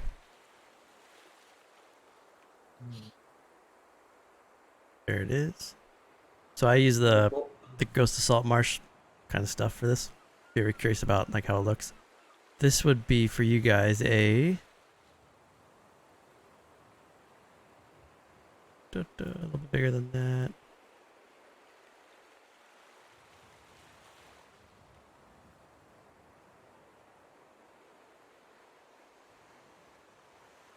This would be considered a sailing ship.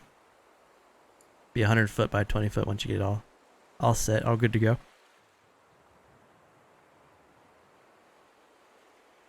It's a schooner. And based I on guess I'll be the cook. you would know that this kind of vessel, it'll take maybe a month to a month and a half to fully rebuild. That includes like going into the jungle, cutting down trees, shaping the hull, shaping the masts, figuring out how to make sails and stuff. But if you spend the time to do it, this is something that could move almost 120 miles per day on sea, which is pretty good. Not the biggest ship, but it's big enough for you guys. Well, I'm all For in that. favor of starting small, and if you boys want to continue on this seaworthy life, we can always trade her up. Of course. After Just need to- Damien gets all the components out, he's gonna start drawing a diagram in the sand more upshore about what he wants to do. Allowing for anyone's input as well. Although I don't think we can put like a laser cannon on it or anything. So Why not? We can make glass out of the sand. I can shoot it, create bonfire all over it, and make some glass. Go steal No. the power source of that shield for those Kong. Make something really cool. I think I'd really prefer to stay away from them. They have anything to do with that. With that, what? With the boy. Are we bringing the boy and man with us too? Suppose we could.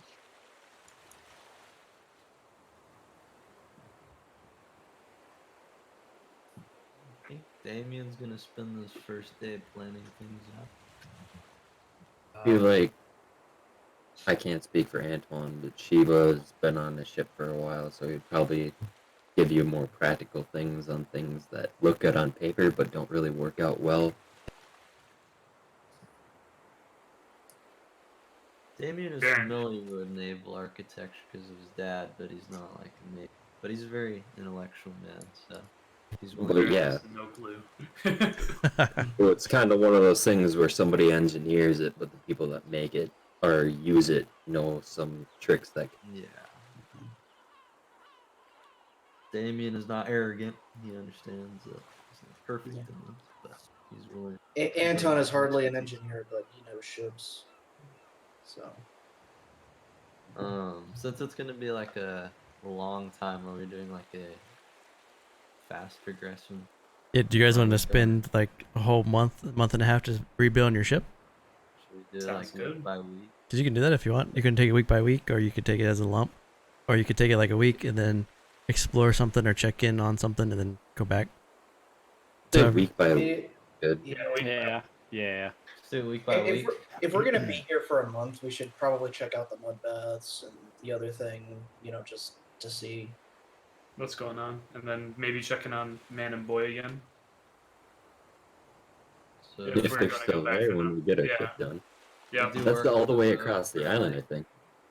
Mm. all week, and then one day a week, like each week, we'll go out and do something different. It's like mud baths. See if the man and boy want to come with us or something like that. Okay. I So will be stockpiling beer. Hey, that could be your number Officially? one commodity right there, man. We could start Oh, selling yeah? beer.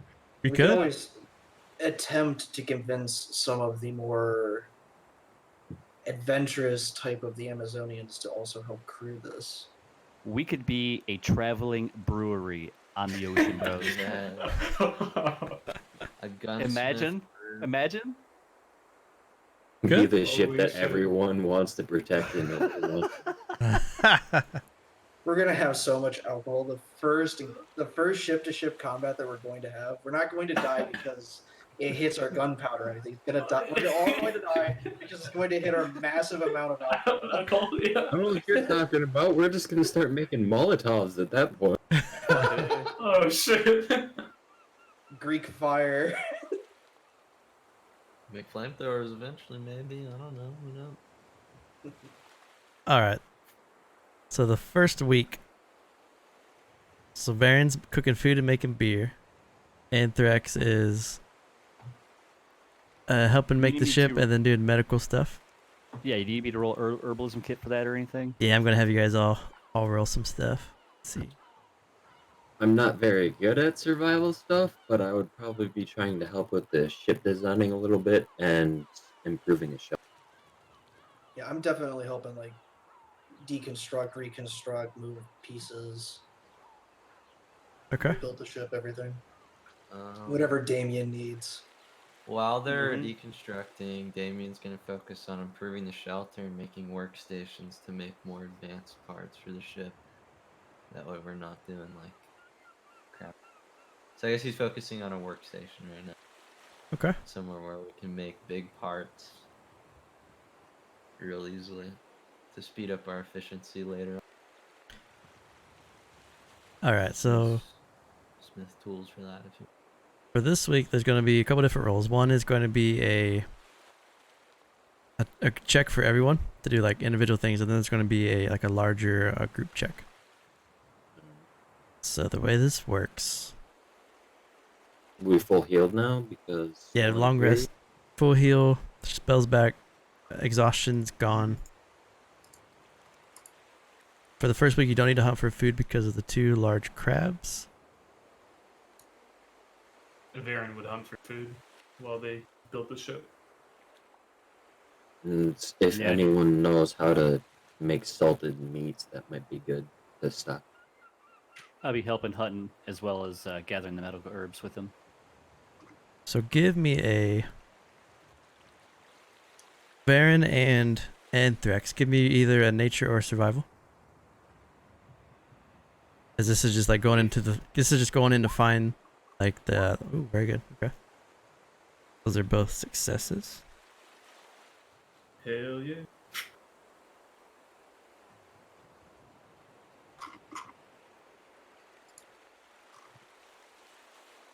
I think for building a ship. Give me a Tinker's tools for that. Oh, you already did 12. Got it. Oh wait, no, that was something else. Okay. Yeah, give me a Tinker's tools for the week. All right. And then 19. Then Anton and Sheba, you guys are going back and forth between helping the ship and building the shelter, right? I'm mostly just helping ship end and stuff. Okay.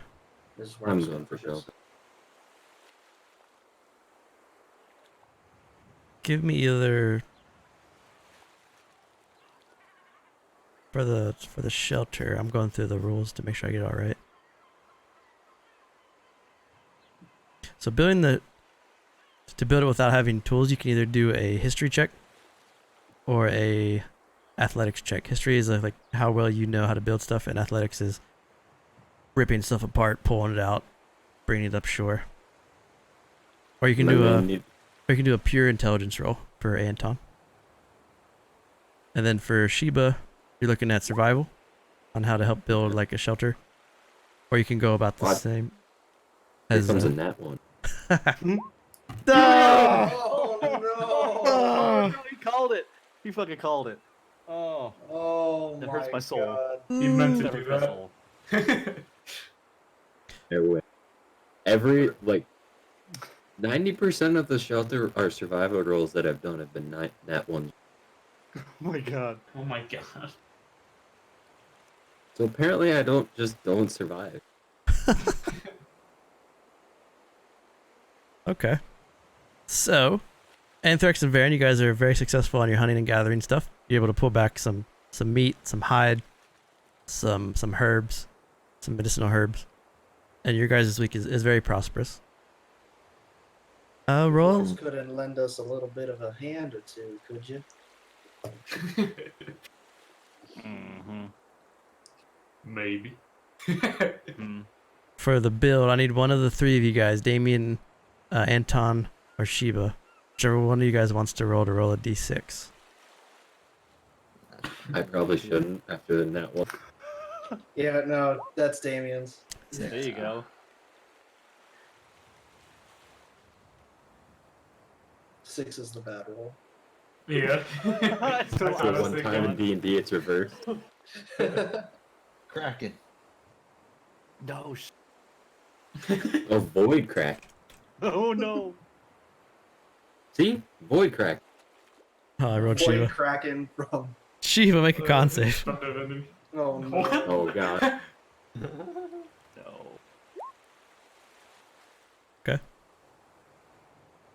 So as you guys are ripping off some of this mass and you're pulling it onto shore, you're like dragging the mast up, and as it's being drug up, part of the mast snaps and it whirls around, and Sheba, it comes right at you and you duck and it goes over your head. So you just avoided taking some damage, as there is an accident that occurred and you're building complications. So just like, and you're like, oh, yeah, it goes over you, but you're able to dodge it. Besides that, you guys are able to. It wasn't as quickly or as proficient as you guys would have liked, but. And Damien, you notice it's pretty obvious that this might take longer than what you originally thought, because just the whole setup and the workers aren't as proficient as you would like. But you're starting to build out a part of the ship after the first week.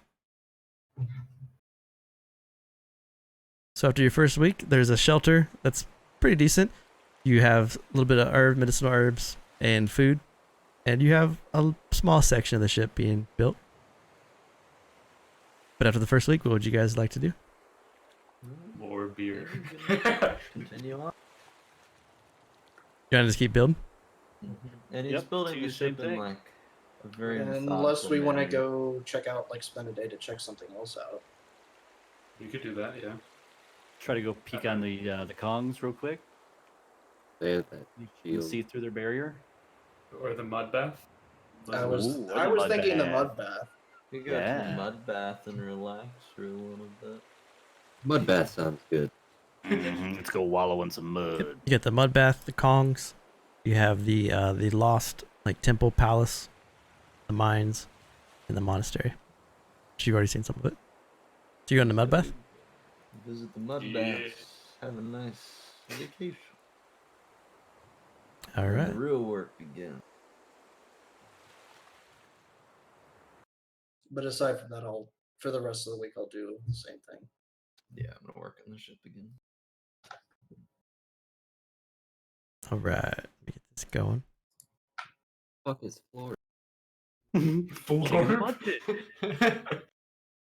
That's Hello, a fucking- Orb. That's a Z name right there. Something you would What? So, as you guys spend a week of hard labor and survival,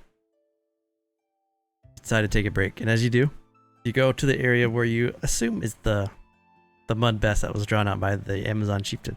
And as you get closer, it gets a little hotter. You can hear it in the distance. And as you step up, this whole water area here is mud. This large mud pit is, you can see, is heated by some sort of like geothermal vents that sit under it in this jungle. And you can see mud just bubble up, almost like a hot tub. And as it bubbles, and as you get closer, you can see inside. Let me pop them up, make them big. Is this small little mephit. And mephits are like elemental imps. This guy looks like a mud mephit. He's almost 1.5 feet tall. Very long, mud dripped wings, and he's just sitting in this large mud pit. This steamy sauna, just relaxing with his eyes closed as bubbles pop up around him. Doesn't seem to notice your presence as you walk closer to this pit of mud.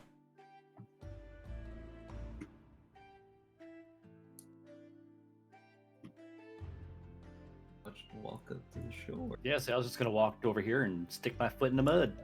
See what happens. It's warm. It's very soothing. And as you guys are now like poking your fingers in, Florb opens his eyes and looks over at you, and he kind of splashes a bit, and, like he's swimming. Ah, come naked in a little mud pit, Mm-hmm. Heard some Mr. Blaze. tales. No, don't be shy. Jump on in. Well, Damien's gonna trust this little mud monster. And Mud monster. We all are. No, don't seem to be no harm in it. Let it soak between your toes. And then once we're all in, that's when we start seeing the skeleton. That's when we find out it's not mud.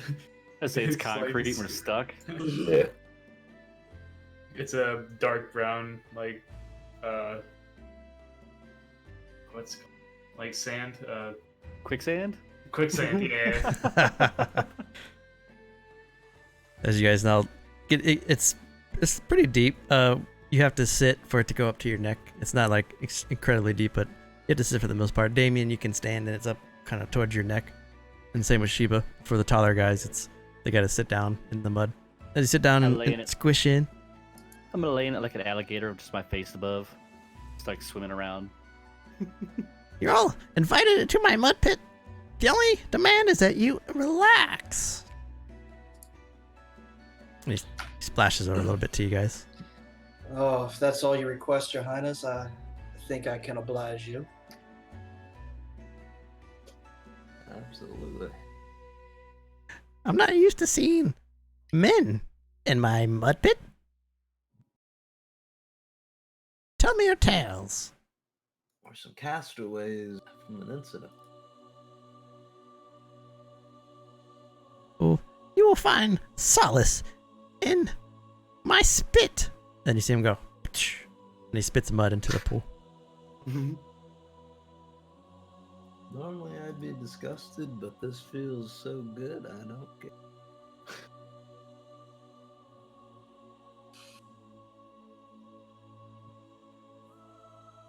You see, my name is Florb, and I was put here from the plane of Earth. I come from Terrible. Unfortunately, I haven't been able to find my way back, but here I am. Why were you put here? I don't know. He goes, yeah. But I will provide solace and relaxation for all of you. And as you guys are now soaking, you all gain 10 temporary hit points. Oh. As his mud spit is very like relaxing and like heal inducive.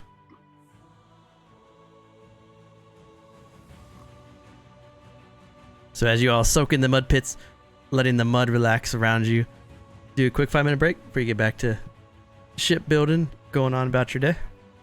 Alrighty. All right, so let's do a quick Sounds little like break and be right back. Alright. Be right back, chat.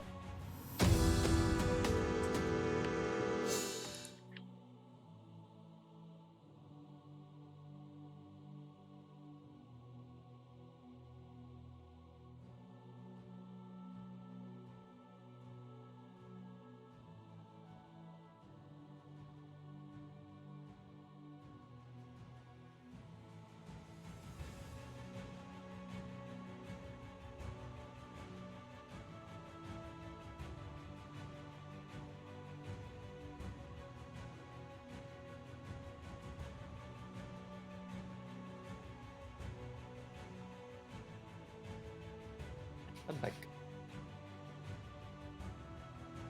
What's going on?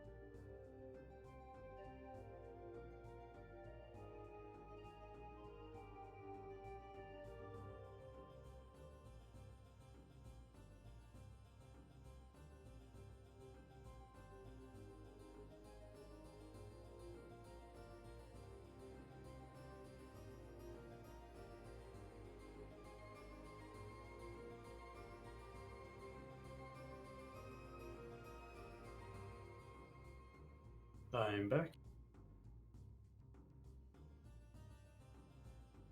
No. Guess I'm not back.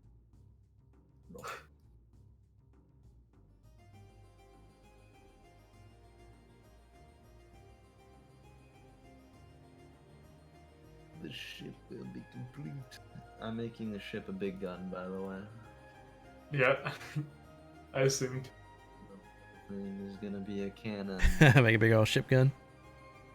I actually would like to put that into the superstructure. Obviously, we don't have the resources to do that right now. Yeah. I want to leave that open for the future in case we get a little bit pirate. It's doable. There's all kinds of upgrades you can throw on there.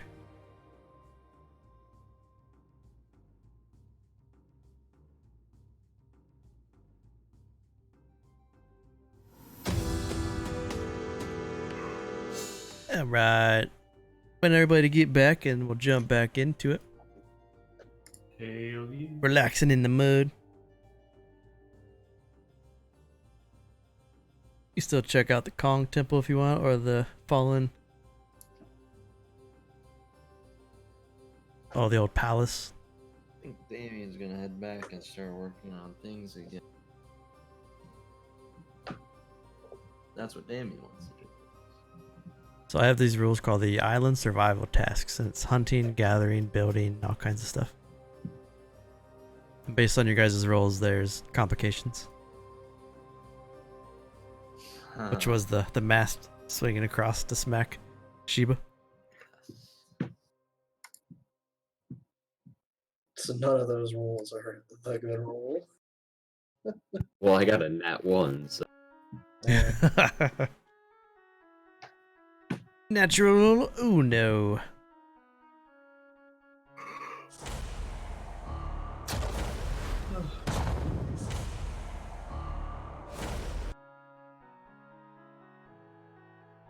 And we're back. Hello. So as the pirates are relaxing in the mud with Florb, then you get your plus 10 hit points that last for until you take a short or long rest. What would you guys like to do?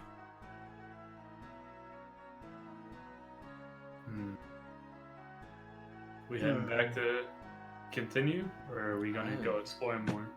I personally want to head back and continue, unless you guys want to go hunt or something. Kitty. I think I'm down to continue, or to go back and continue, and then we can maybe next week go explore more. Just do it like week by week. Sounds good. Definitely hitting the mud pits again, no? Need to bring him with us. Like, want to be my best friend. We make Spit a little on mud me. pit in there on the boat. make our fucking traveling spa. We will have the best pleasure cruise ship ever. Amazonian. We're going to be the first one. Alcohol. What else we got? We gotta do a casino next. I can make Hephaestia do dances as a fire queen. Fuck yeah, there we go. Stripper. What else can we add to this fucking cruise ship? Okay. That's what we're exploring Okay. to find out. Find out next time on Dragon Ball Z. Well, we already know the Wolvar have drugs. All right. Yeah, fuck you, Captain Rahad. We're gonna make our own ship with blackjack and hookers. Yes. Amazonian hookers and blackjack. So you pull yourselves out of the mud, covered in mud, but still have your temper hit points. Make your way back to the coastline where the ship is being repaired. So you want to do another week of stuff? What do you guys want to do for that week? Damien's gonna work on the superstructure. Start making it look like a ship. All right, Damien shipbuilding. I suppose I'll focus more on helping with the ship this week because I was pretty clueless on shelter last time. Shiva shipbuilding. Hunting and brewing. I'm gonna hunt and gather.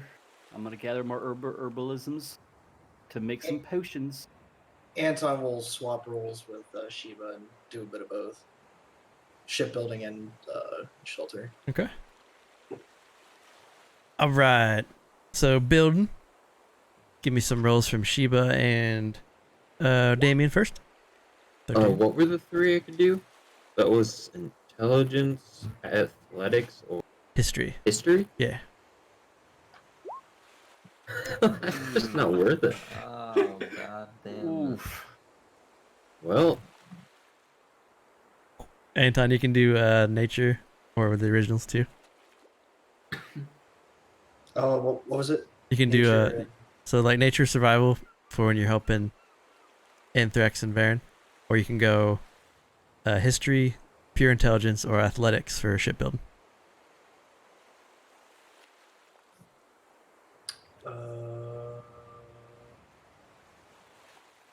Or athletics. Oh, okay. Let's see here. Here we go, professional worker. Fine. I'm just that lazy person dragging like one stick at a time. Yeah, Anton's like, "Ah," he's running with the full mass above his head. She was just pulling one to the side, like.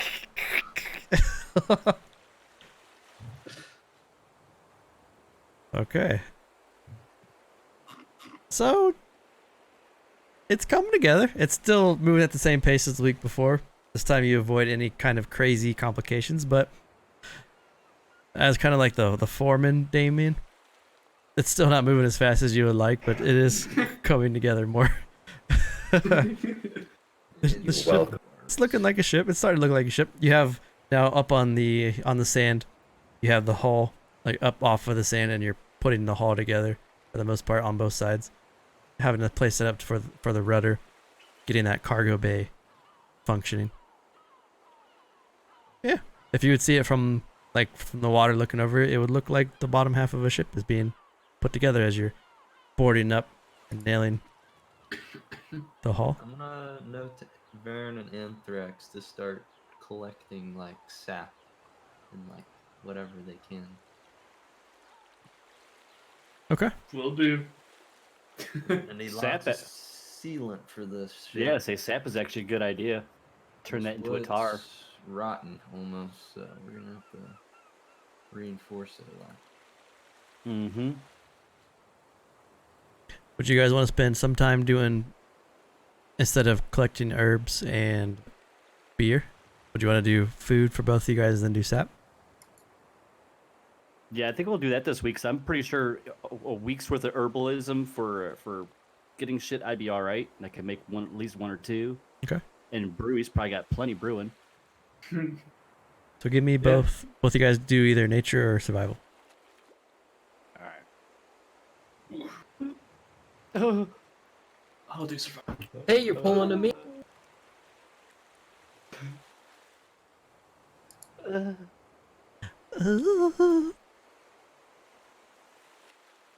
I need one of you two to roll a d6. Go ahead. Okay. 4.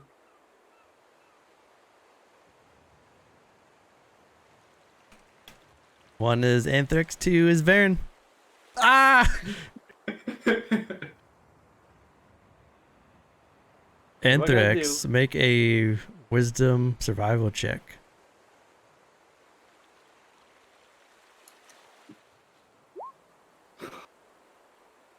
On the third night, you guys have, it's been a little rough food wise, and you guys aren't eating as hearty as you once did. On the third night, Anthrax, you get lost in the jungle and you have to spend the night in the jungle. You can't find your way back to shore, so you have to like make your own makeshift, basically shelter for the night. The good thing is that none of the beasts come towards you. The bad thing is that it's so uncomfortable and the experience so daunting that you get a level of exhaustion for a day, which puts back another day for you of like really looking for stuff. So for this week, you don't find much sap and you don't find much food, but you find enough food to feed the 5 of you for a week, although it is much slimmer pickings. So the shipbuilding was decent, and then your food hurt a little bit in the process. So this is 2 weeks in now. You spent a full 2 weeks. That's a full week of labor building the ship. The two of them hunting for food. You guys have that mini crisis of you can't find Anthrax for a day. But that is week number 2. It's been a little hard going so far. A little bit. Maybe I'll get over at 10 on the third. So going into the third week now. Oh, what are we gonna do with you boys? Let's go Hey, I'm take doing a fine. break in the Take a break where? in the mud pits, and then maybe go check out that temple. I think that's a modified idea. So you Temple want, might have cloths we could use for the sails, and that's why I'm curious. the pirate's life's not as glamorous. Oh, it'll be glamorous once we get It's in the there. beach life. We got beer. Come on now. So if you're dipping in to the mud pits, give yourselves 10 temporary hit points. That'll last you as you guys make your way to the palace. You said you're going to the palace, right? Yeah. Okay. Yeah. So yeah. All right.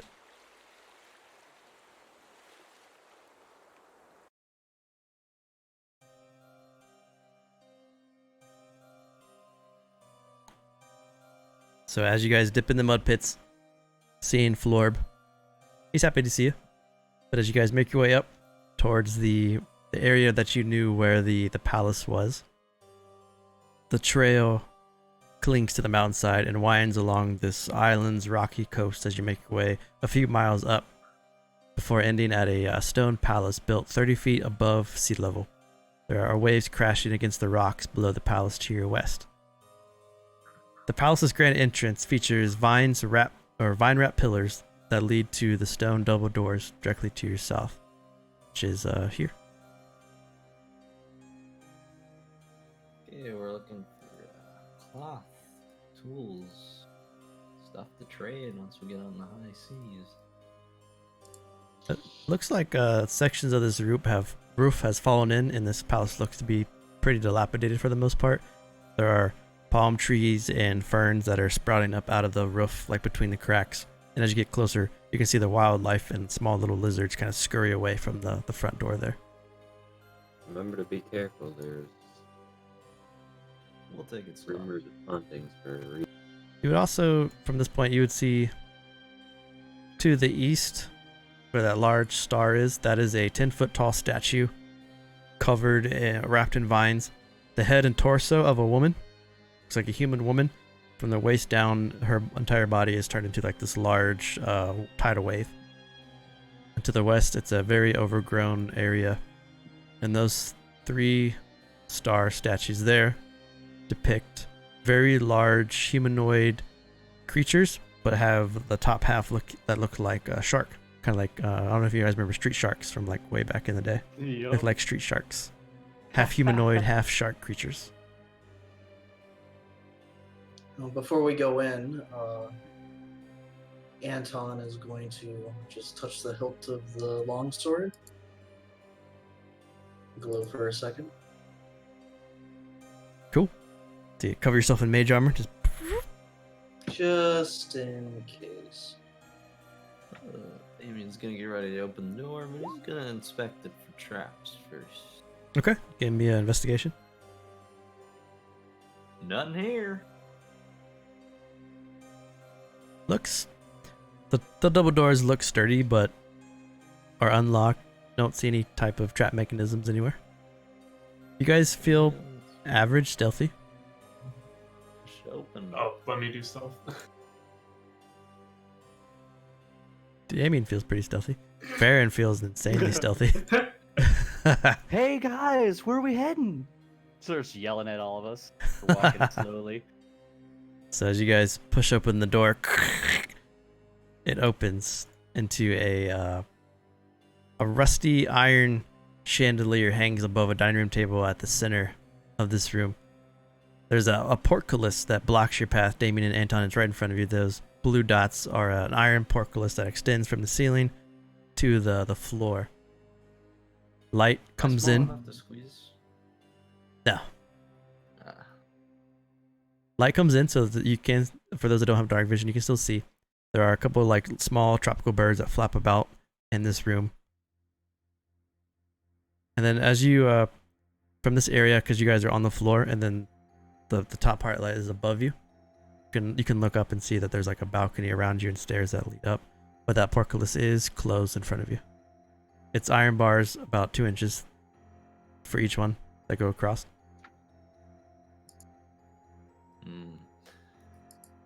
These ain't gonna break easy, so we'll find a different way in.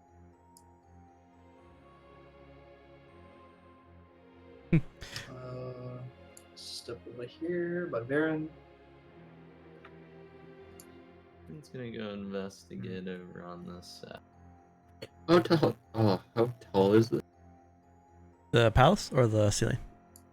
The palace. The palace looks like it reaches up 30 to 40 feet up, and then the rocks below are about 30 feet down into the water. And inside that little room, it was about 15 feet high. And it is built into the side of this mountain. So Damien, as you go around the side there, you got to go up a hill a bit. It's pretty noticeable, but you do see a hole inside the wall of this palace.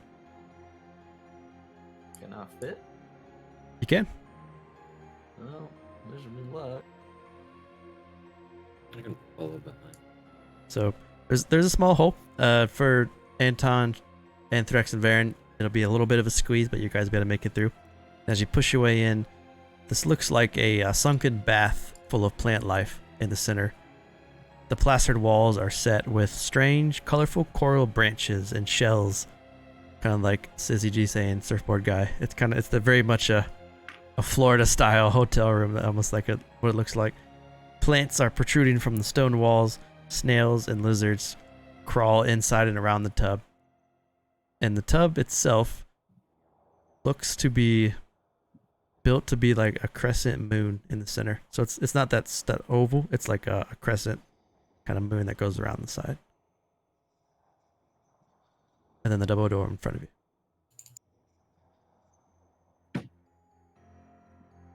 Well, let's check it out, I guess. Damien's gonna try and open the. It opens with ease, and as you step into the upper room, you can look down and you can see the iron portcullis below you. There are two other doors across from you, and then there looks to be what would have been a door to your southeast in that corner there. The ceiling has collapsed for the most part and blocked the door passage there.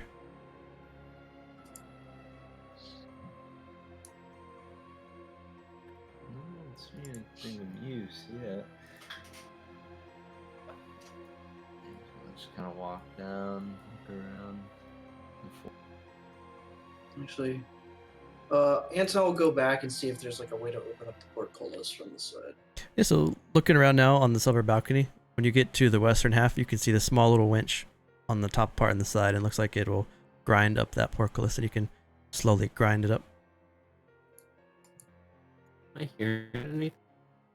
Well, Like, boys, yeah. I think I found how you open up the door. Make a perception too, Shiva. With a 20 on the south wall, you can hear the crashing of waves. That sounds like the outside, but coming from like this area. You can hear waves crashing into the walls. I'm gonna open this door. Okay. So, Anthrax. Anton will open up the closed door to him. Okay. The first one, Anthrax, when you open the door, it's a strange stone pedestal that stands atop a circular dais in the center of the room. On the top of the pedestal, facing the double doors to the east, is a 10-inch tall wooden statue of a woman, human, holding a trident, but she has a shark tail instead of legs. The trident in the statue looks like it shoots light out of her trident and then out of the small hole to the west. There's like a small window here, and the light shoots out of there. And it looks like it acts as a lighthouse going through the window. Anton, when you open up your door, it opens to looks like an abandoned quarters that have seen better days from before. Might have been like a guardhouse. There's a Can I look to see if it's been used at all recently? it looks pretty old and worn. You can see dust and cobwebs running across the ceiling and the walls. There is another window, and you can see out to a small little like balcony that looks pretty dilapidated, but yeah, it looks like no one's been here for quite some time. Well, is there any cloth in this room? There are pretty old bed sheets, yeah. Damien's gonna fold them up and grab as many as he can.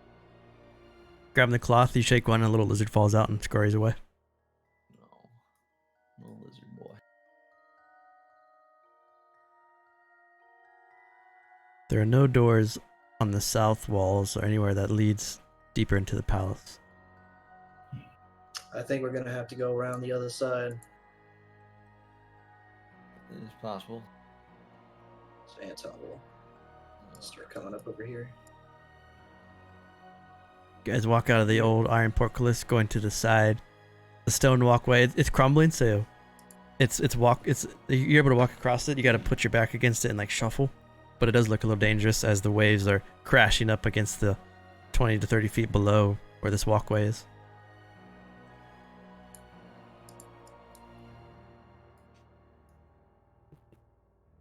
So as you slowly go across, everyone give me acrobatics checks. You know, I'm not feeling that. I'll just stay back. You guys get this. Oh, so didn't show up right away. I'm gonna have my hand Yeah, mine up didn't for show up whoever's either. coming across. Ugh. Woo, okay. 19's good, 19's good, 12's good, 10's good. You guys all get across for the most part, except for Varen. Yep. There's like going in. And it leads to some double doors, Anton. And you push them open. Yep. I'm gonna slowly push them open. Now it looks like you're Really getting doesn't- to the meat and potatoes of this palace. You sure you don't want to come, Baron? I think we found the main part of this place. So go. Fuck. So as you step into this room, this looks like a throne room. Sunlight slips through the cracks, 12's good, in the ceiling and the windows of the west wall, which illuminates this area. There's peeling murals that adorn these plastered walls and show tentacled sea monsters dragging pirate ships and storm-tossed ships to their doom below. Mosaics of sharks with humanoid feet and decorative stone are set in the plaster. Pillars are carved to look like kelp that support this domed ceiling. The dais on the eastern wall supports a very well-made granite throne that's carved to resemble an octopus. Behind the throne is a double door and a tall clay urn, and then a hallway extends to the south.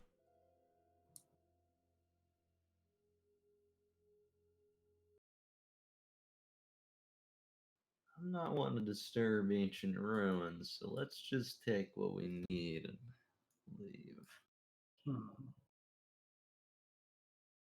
But this room behind here might have something important. I will slowly open up the door. Just if it looks valuable, we might want to leave it alone. So that something might have a sense. So opening up the door here, it opens to a seawater rushes in and out of this damp cave, crashing against the walls and filling this cave with a cold spray that shoots up into the doorway in front of you. Anton, as you open the door, you get hit with the water.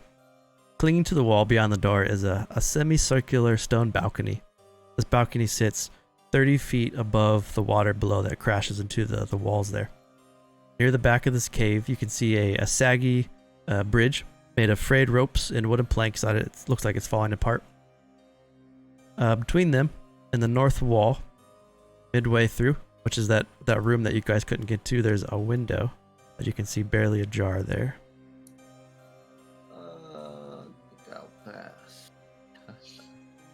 Well, I think if we want to find anything useful here, we got to keep going. We already got some cloth, but definitely not enough for a full map. Well, place this fancy, there's got to be some more, so... Yeah. Just grab all you can, we'll knit it together, try and make it nice. So I'll come up to this door and slowly open it. Okay. This group is slowly turning more and more. You walk down this dark, dimly lit hallway. As you push open this little room here, the outside door of this room has fallen in, and vegetation has crept inside. Vines and plants are growing around this small wicker furniture, and you see tropical birds are nesting in the shelves. The stairs look like they curl down and go into the outside. Let's go investigate first, I guess. We'll go on the next room.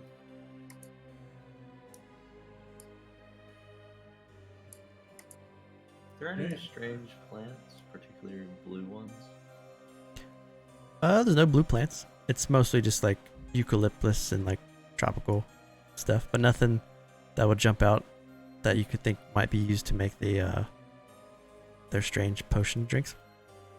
So this is a little bit bigger. This is you step into a terrace garden. You can see the waves that are crashing against the rocks below, but where you stand is a spectacular multi-level garden. Its terraces are overgrown, and vegetation is hemmed in by the stone walls. And in the stone walls, where those big stars are more of those strange statues of sharks with humanoid bodies. Stone steps connect the terraces levels up and down, and a gazebo in the center there, next to Anton, Anthrax, and Damon, is flanked by palm trees that rest atop the high terrace.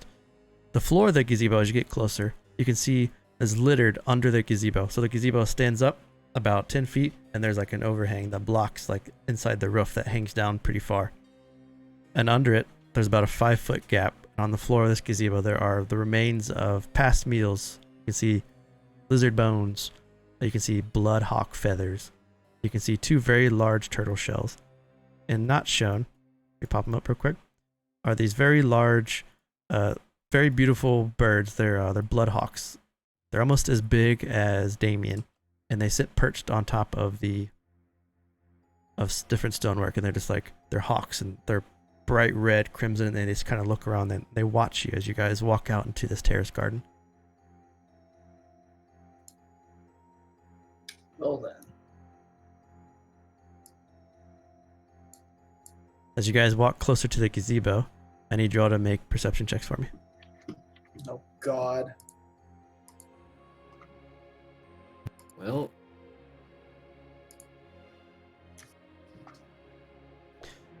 So Anton noticed, but nobody else did. So Anton, you and the Decapius is going to go first in this. So what happens is, as you guys walk by, this strange plant-like aberration hangs down from the gazebo. It's hundreds of tentacles reach down, and Anton, you see it as it drops slowly. It's very large. It's almost 10 by 10, and as it drops out, 3 tentacles hang as it pulls down. Roll initiative. Because I see it, can I respond to it? Yeah. As in, like, attack? Yeah. You and the Decapius will go, and then next round everyone will go.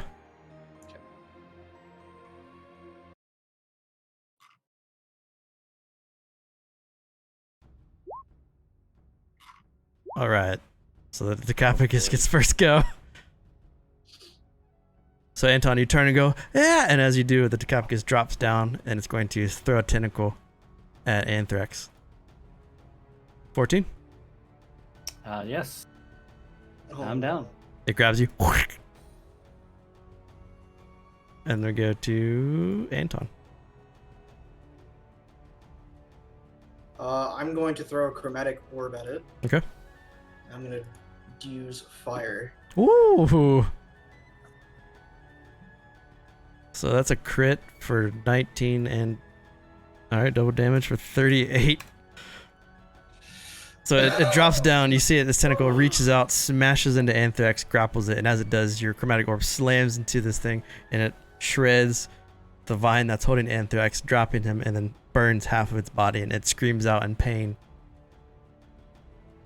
But as it does, you guys all turn and you see this, and Sheba and Varen, you guys hear this on the inside, you hear the shriek, and you hear Anthrax's pain. The Capus is going to go again. This time it's going to swing at Damien with a tentacle. Oh yeah. Whoosh, Oh yeah. grabs you. And you're God it just damn that. Sheba, you hear Damien as he's hit for 25. well, they found something. Are those stairs just Yeah, they're not very 10 big feet or though. follow movement? You can just run down them pretty quickly. So it'd be like this. Yeah, so I'd make it there.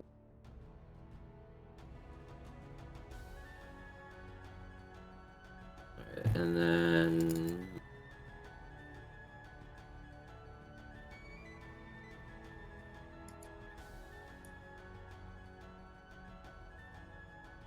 I'm going to use acid splash on him. You got it. Dex save fails for 3. So you throw acid at it as you see Damien and Anthrax lying unconscious next to it. Acid spray it, it hits it. It burns. Anthrax, death save. You also have advantage from Lemon still. Success. Varen. Oh, look out.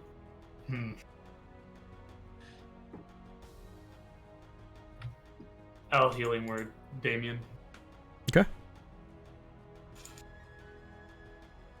Damien, you heal for 7. You're lying prone in front of the gazebo as this Decapus is still hanging above you. I really wanted to vicious mockery up there. I was saying what vicious mockery him. I had a good insult too. So I'm currently prone. Yeah, so Or you're am I not? you're prone, laying down, looking up at this thing, and you have 1 level of exhaustion.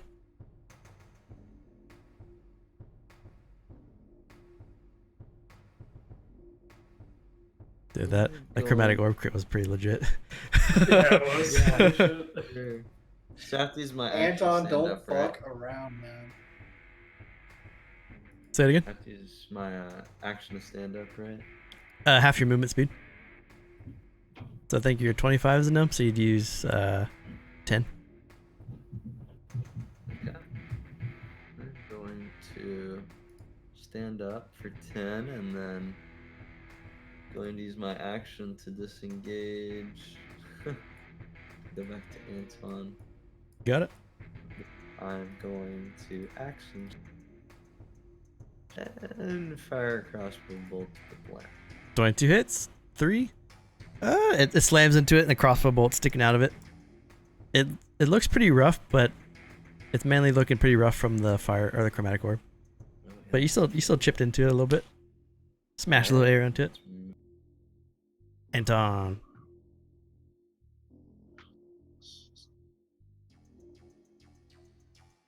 Danger, Will Robinson. I'll firebolt him. Firebolt. 12 misses. Chad, give me your strength.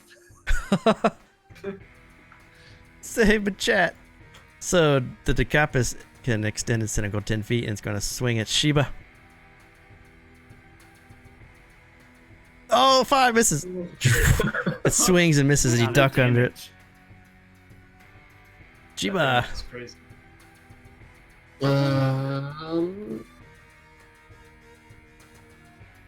You know, why not? We'll go there and then we'll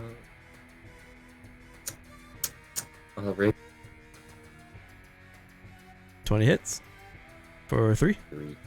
You slam into it. It looks pretty hurt, but it's still alive. It's still hanging from the gazebo, but it looks pretty rough.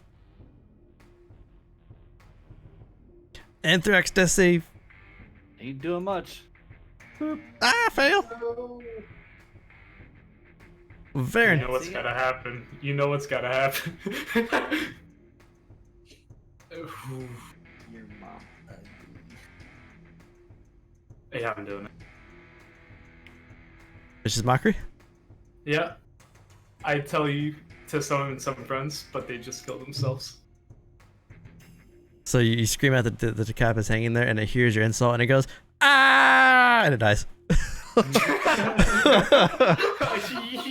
It's like, ah. Yeah. Oh my god.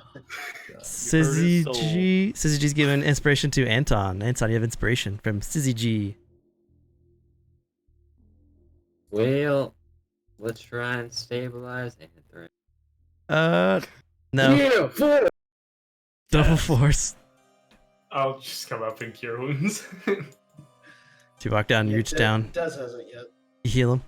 No, Anthrax has inspiration, and now Anton has inspiration. Huh? So Anthrax, go ahead. Damon's gonna immediately start looking at the plant for plant fiber. For sa- So looking at this plant, if you wanted to spend time, you are able to It looks like it's a very sturdy like tentacle vines, and it looks like you could carve a lot of not rope but stuff you could use to bind stuff with if you want to spend time and really slash apart its body. As you guys are like going up and looking at this thing, the bloodhawks all just fly directly at this thing and start to peck and eat its flesh.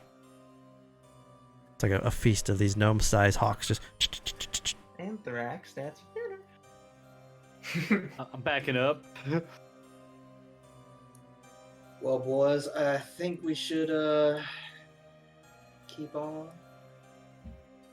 Be a little bit more careful. I don't even know what happened.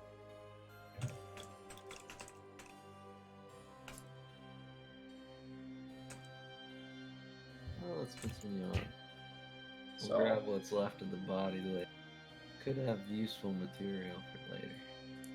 When you pull away the body, the bloodhawks all they try to peck at you. You have to smack them away, and then they disperse.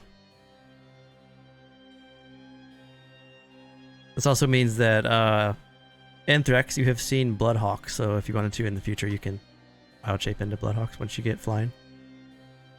Nice. So we're gonna drag the plant thing inside a little bit so birds can't eat it. Okay. Gonna slowly open up this door. There we go. So as you open up the door, Anton, there is there's the hallway Anthrax that you guys can see that ends in the hallway ends in this. There's a large orb set in the hallway that gives off this blue light, and the light is like a moon shape, and it just projects light into the room so you can see. And when you go into this hallway where Anton's looking, the set of double doors opens into a chamber. There's a narrow window that looks out onto the garden terrace where you just were. The furnishing has deteriorated with age. There are plastered walls with peeling. Tropical birds have made nests in the cracks of the ceiling. And there's a staircase that leads up, which is flanked by marble pillars. And there's a couple of very well-made rugs and some cushions and tapestries. Looks like a sitting area almost. And then those 3 clay urns. Cloth we were looking for. Yeah, the turtle compass. Yeah. Mm-hmm. So as you guys get in here and you start to go up to grab the rugs, does anyone have a passive over 13? I did. Yeah. Damien, the 3 clay urns start to vibrate, start to shake. I'm gonna step back. 3 little topies burst out of these clay urns. They look like very small zombie-like gnomish babies almost, and they pop out of these urns. The strange part though is as these things pop out, these little shrunken corpses, you can see where their heart has been cut out, and there's this small little snake's head that protrudes out of their chest and like sticks out halfway and slithers around to these little guys as they pop out. Roll initiative. I must say, I do hate this place. Mm-hmm. It's starting to wear a thin on me too. Farron's up first.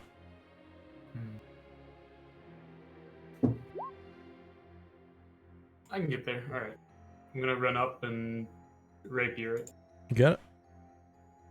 By you. 15 hits as you jam your rapier into its chest. Takes 4 damage. It's still alive, but it's hurt pretty bad. Yeah. That's it. This guy's gonna jump towards Anton since he's closest to it. He's gonna use his venomous claws attack. Oh, a crit! Oof. Oof. So you take 10 points of damage, and you need to make a con save or poisoned. Oh, we have those 10 temporary too. Yep. Oof. Alright, con save? You pass. Sheba. Well, one just popped out in front of me, so I'm gonna. And sneak attacks and spare in a second.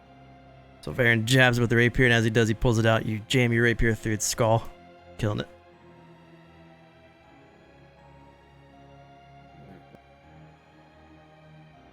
This guy jumps around his friend. Goes after Anton. Venomous Claw. 22. God. 4 points of damage. And no poison. Anton, you're being assaulted by little undead babies. With the snake sticking out of their chests. Anton will flick off the top of the longsword, and I will firebolt the one directly this guy. Got it. 5 points of damage to his chest. His chest bursts and you see that little snake burn. He's still alive, but he's looks pretty rough. And I will use my bonus action to float back 10 feet. You got it. So, it's like a gust that just pulls you back and out of the way. Damien. Do I only have disadvantage on the one closest to me, or both of them? Yeah, you can get the far one. Okay, I'll share the far one then. Cool. So Anton firebolts in the chest and backs up, and as he does, your crossbow bolt connects through its mouth, killing it. Nice. Very nice. Anthrax. Alright, we just gonna firebolt that other guy. Pew! 5 points of damage. Firebolt goes over Damien's head since you're so tall, smashes into the topai. It's still alive, but it's pretty rough. Varen. You're the reason why baby orcs cry. That's good enough. The topai cries, and as it cries, its head explodes, splattering across Damien. You won't mean some bitch. Anton will just put his hand on Baron's shoulder. Just look at him. Boy, that was savage. Alright. I say we head back for the day. We can come back and investigate later. Yeah, we gotta get. We've expended a lot of our resources already. Let's grab this cloth and get out of here. For some reason, I could just see that thing opening the doors and just jumping off. I must say, I do agree with Damien. This place won't be going nowhere. Looks like At least I know nobody's touched it either, so. Do you guys want to leave? Take a long rest? Next week. Yeah, We'll come back sounds next good. week. Um, Believe Harvest it and is stuff from that plant creature. Yeah, we could do that too. Maybe, hopefully. Yeah. The birds haven't eaten. Yeah, harvest. Damien drug it in. Harvest what we can. Get out. Come back later. Take all cloth material and harvest the plant for his goodies. Give me a survival with advantage, since you have your buds helping you carve it. Damn it! 22? Yeah, oh yeah. You're able to you carve this thing up really well. Look like Bear Grylls. Just and then take it off. Even eat that part. Could be I useful. must say, I think we could make some pretty fine rigging. I agree. We'll get this back to the camp and get to work. So you guys leave behind, getting back to your travel across the jungle. Our boat's going to be a weird horror show / pleasure. It's gonna be an interesting look. So you want to come back in tomorrow, or you want to spend a week and then come back after a week?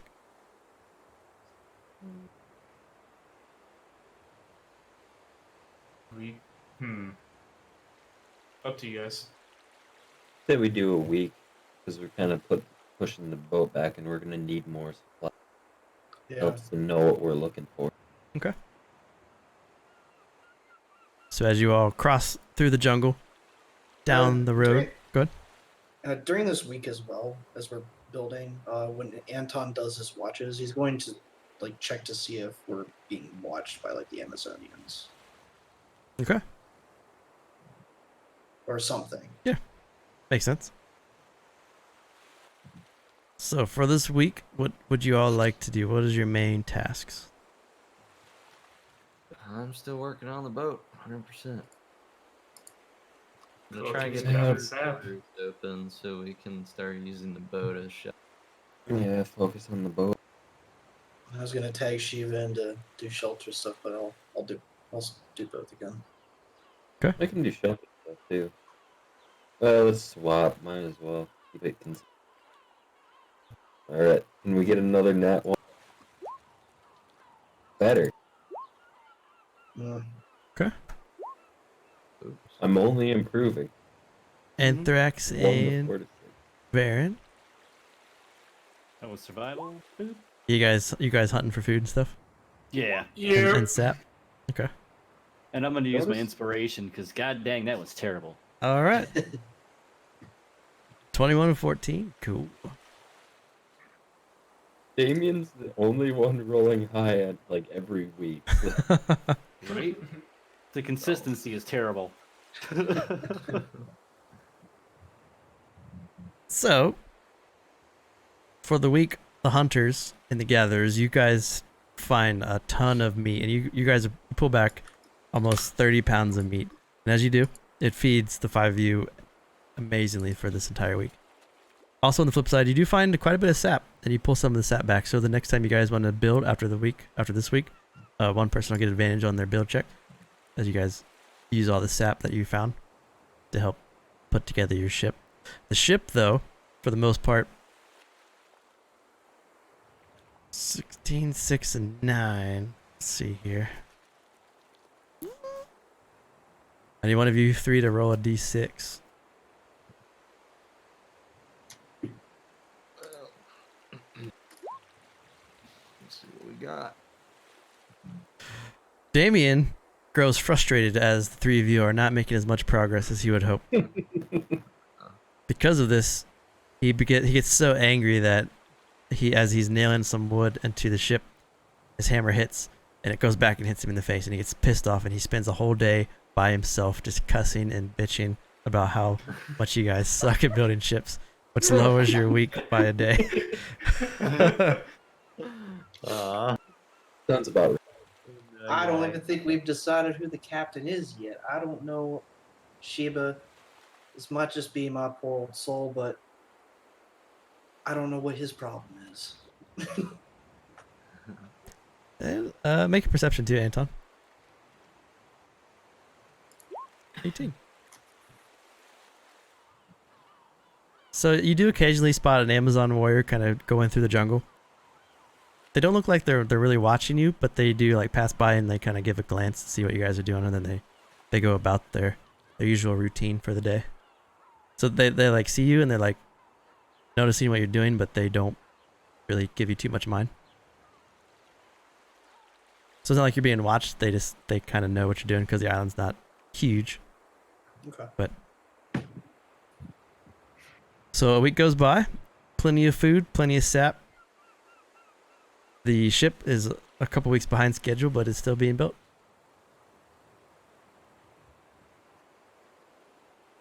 So now you are 3 weeks and 2 days into your shipbuilding process. What would you guys like to do?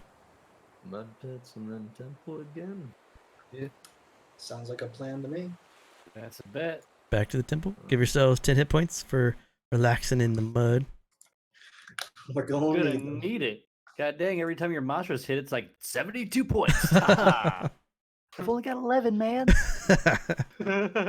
Well, that one was actually only hitting for the first amount of damage. The second was if he had somebody. Yeah, but it was still 23 and 26, though, I think. Yep, he's a level 3 creature. I could have survived that with the temporary hit point. Not even with temporary, I couldn't. Yep. One hitter quitter. There can't be anything harder than that here. Of course not. Oh, boy. Don't So, worry, the gem is actually a one-hit kill. you guys are now. Go ahead. But seriously, any more damage and that would have been instant death. So Anton will check. We'll slowly open up this door, keeping the same cadence as last time. Pushing open this door, you guys made your way back into this temple. This bedchamber is eerily quiet and still. Cracks have formed in blue plaster walls, in which colorful coral branches and seashells are carved into the walls. Pillars hold up the ceiling and look like tentacles that support this vaulted dome, painted to look like the night sky above it. The bed sits atop a circular dais, and the bed's wooden frame is carved to look like the surging waves. Dust covers everything in the room. There are 2 doors in the northern section. Bed have decent sheets on it. The bed does have sheets on it, just covered in dust. Now, before Damien goes in and starts pulling sheets off, I'm gonna scan the top, scan around the room before I walk in, just to make sure. Where's the fun in that? Yeah, looking around. No threats jump at you. It looks very still, very quiet. Okay. Then I will go up to this door while he's doing that. My And bad. just slowly open it. So the one in front of you, Anton, as you open it up, stone shelves stand against the bare stone walls. 2 wooden chests rest in the middle of the floor. Both chests are closed. I'll scan both the chests for traps and then open them if they seem safe. All right, make investigation. They're fine. They look good. Oh god. First things first. I would have did that coming in. Ooh, we got to have a Wait, dose. no. I'm gonna use my inspiration on that investigation roll. The left chest looks to have some type of weird glyphs on it that you assume is some sort of trap or strange protection device. Okay. Yeah, it's a good inspiration use there. Oh my gosh. Alright, well I'll open up the one that doesn't look trapped first. Okay, so you open up the right chest. Yeah. Opening the right chest, there are 5 different, they look like humanoid, tunics, clerical tunics. They look a little worn for wear, but they are cloth that you could use. And you find a small little sack that has 10 gold and 7 silver pieces in it. I'll pocket that.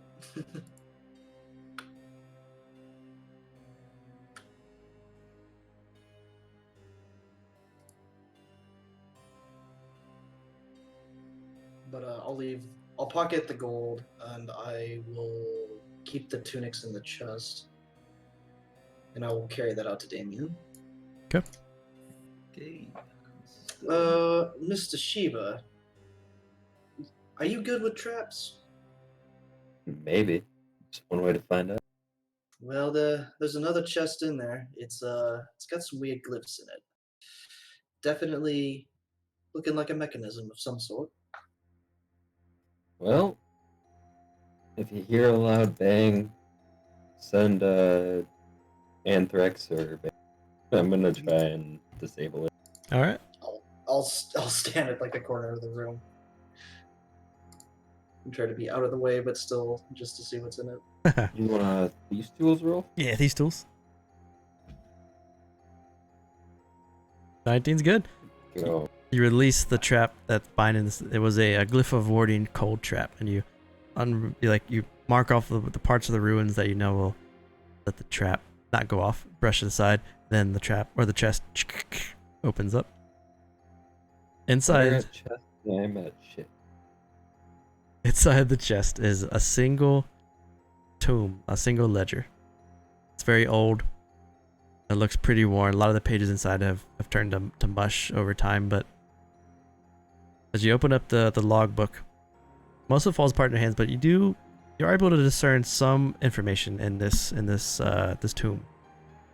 It talks of an interested buyer for mine gems on this island, and they want to deliver it to the Drench Port and the Riptide Ale House. Another bit of information speaks of a pirate shipwreck. It says, wreck of the Brine Banshee, and shows a very vague drawing of over 30 miles of sea where the wreck is presumed to happen. But then there's a small letter that says, it comes from Cornelius Fitch a surgeon, and a healer. For reference there. And there's a map that shows. And the map is nice because it shows where you guys are, and it shows where a couple of these strange things are as well. So you pull out this ledger, find a couple bits of information. You guys find out where you are on the map.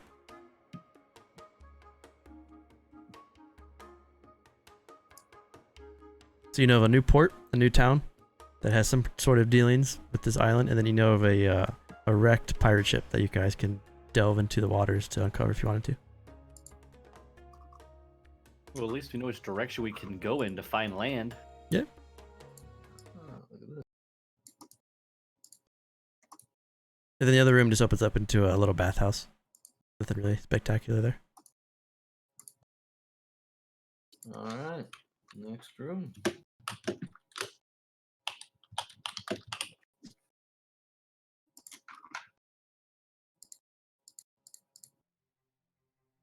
I wonder what people used to live here. All right. I'll go with weird shark people. I No, think the statues. I think once we get our ship up and running, we should definitely check Okay. out what that reference or what that village is referencing. Look So at that. So, I don't trust this room one bit. so Anton, you open the door, and Damien. Beyond the double doors is a hall that leads into a very dim lit room. Pillars are set into the chamber, which is strewn with chests, crates, and containers. Everything is covered in dust, but not enough to conceal the broken bones and weapons that lie in the blood of the hallway directly in front of you. I think we should actually get a real ship after this. We aren't exactly in the best ship-making condition. That is very true. And we Is wouldn't that have any gold guns. on the ground?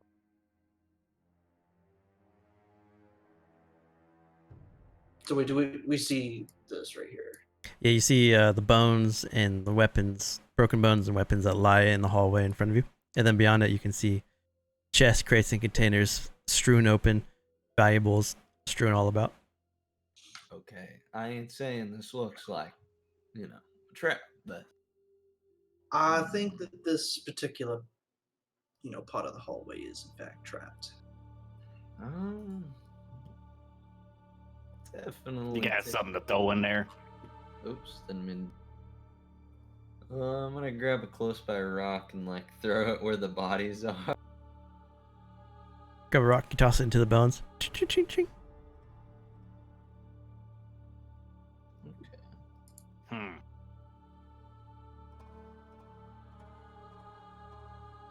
All right. Who wants to take the first? I'm gonna ask everybody to stand back. I'm gonna summon Hephaestia right in the middle of it. That's a good question. Okay. Good. Yeah. So yep, gonna summon my wildfire. So she pops in, and as she lands, her weight reveals these two gears, and you hear whoosh, and these two huge cinder blocks smash her. Nice. See, I knew it. She takes 22 points of damage. Just whoosh. And then after a minute or two, About how long does it take for the rocks to close? they as they slowly open, you got about 10-15 seconds before they reform into Would the I walls. see any way to disable that? From your vantage point on the outside here, looking around the walls, it looks like the entire wall moves with the gears. Just so you'd have to somehow get to the gears to disable it. Do I still have that gunpowder made? Hmm? Let's see here. In theory, we would only have to take out one of them, right?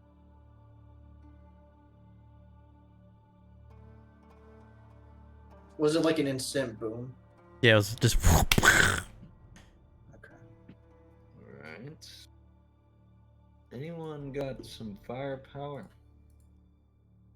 I mean, I got my firebolt. Yeah, Okay. firebolt. I can create bonfire. I can. If you need something a little bigger, I can do something a little bigger.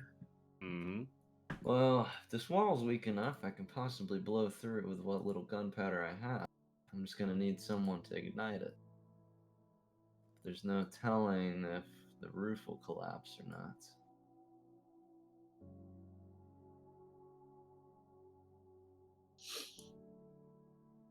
I mean, never find out unless you try. Well, how about we all stand back? Or should we do it from the other side? I feel So we like we don't should get do it trapped from in here so we don't get blocked off. What's this little door, by the way? Is this something I can fit through? You can open the door. Yeah. Varen, could you step over on this side, please? Am I able to crawl in this small little area? Yeah, This side? the door opens up wide enough and it goes into a, it looks like a kitchen. And you can smell rotted food when you step in. Yum. Delicious. This is Alright. some kind of storage room, I assume. There's a Miss- little pantry. Damien, how far back should we all stand? I'm Whoa. more worried about the roof collapsing. The wall should be fragile enough to break if I line it with gunpowder and all the creep. Wait a second. Are there any holes in the roof here? There's little cracks that are falling apart from the top. Or is it just like... I guess we're in a cave. I'm gonna use my flexible casting before we really do anything else. Okay. Just so I have all my spells. While they're poking around the kitchen, I'm gonna use my small amount of gunpowder and put in like cracks in the wall right here where I think the gears. Sure. I'm gonna spend like a few minutes doing that until all my gunpowder's gone. Put it like in this corner. Yeah, I'm Okay. just gonna make it so this wall will just like fail. Got it. Alright. Whoever wants to give that a shot, we should stand at the back of the hallway over here so we can run out.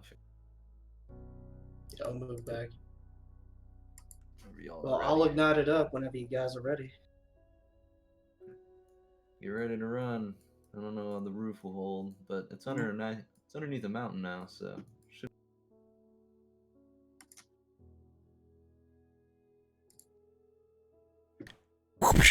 Hits the wall, doesn't ignite.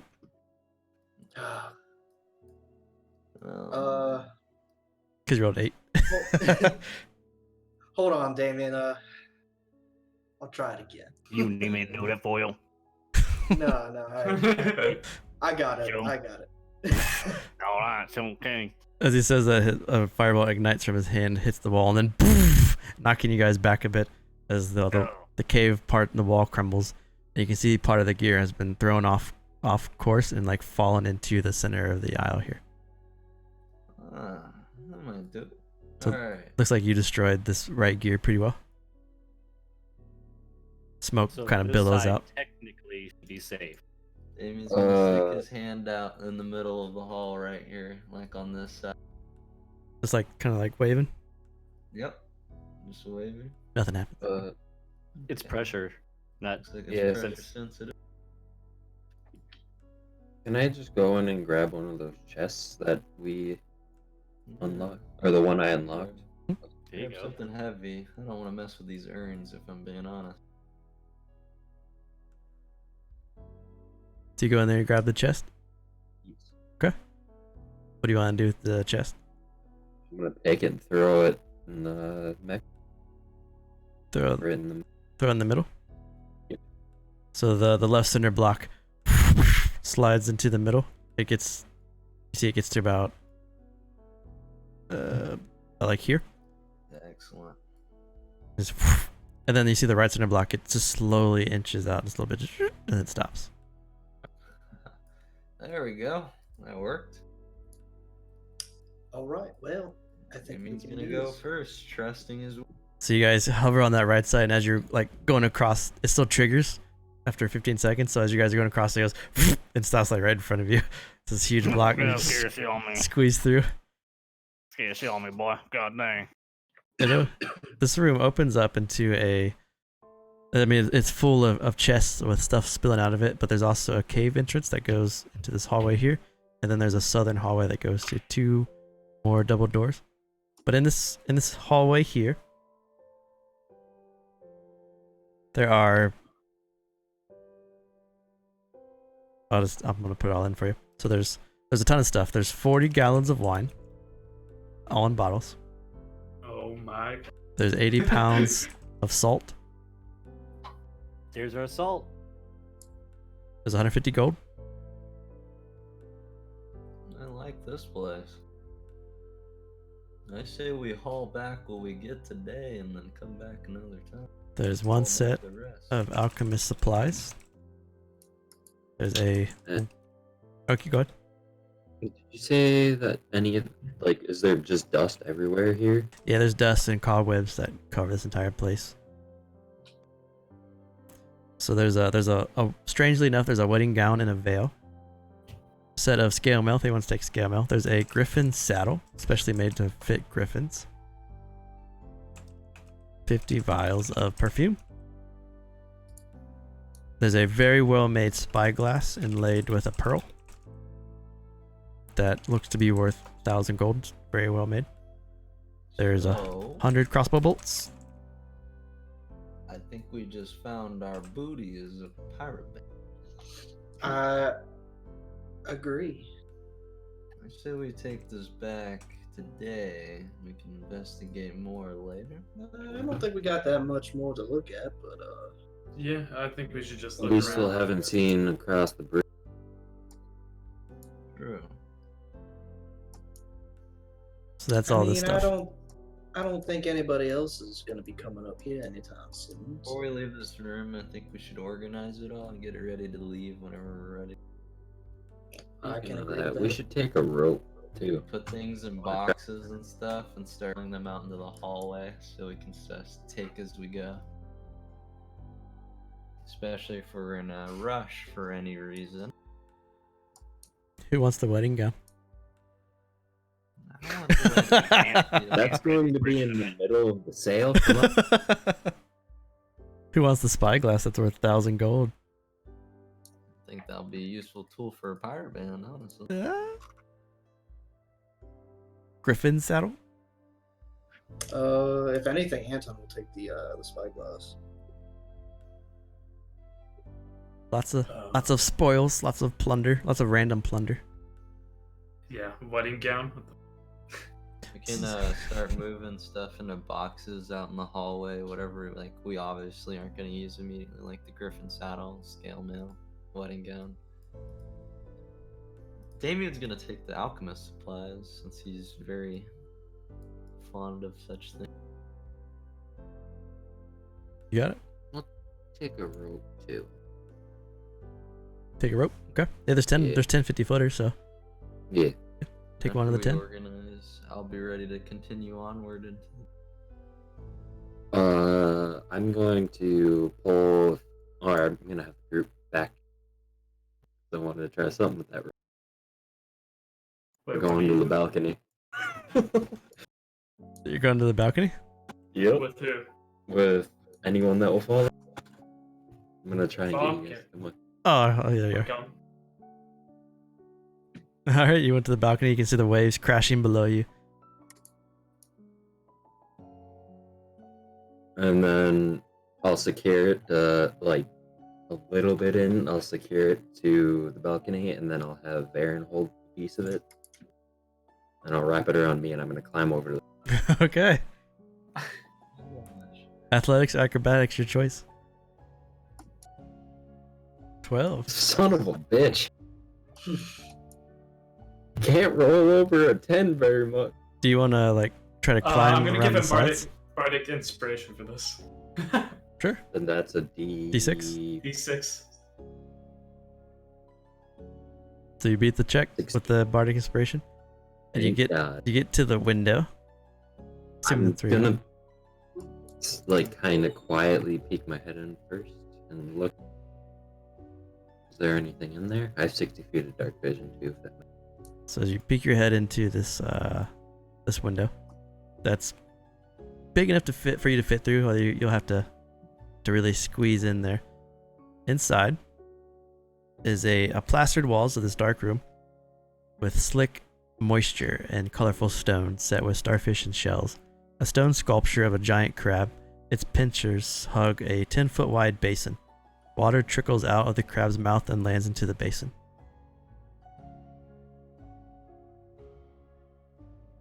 any of this thing look significant, or is it just decoration? Make a history or a religion check.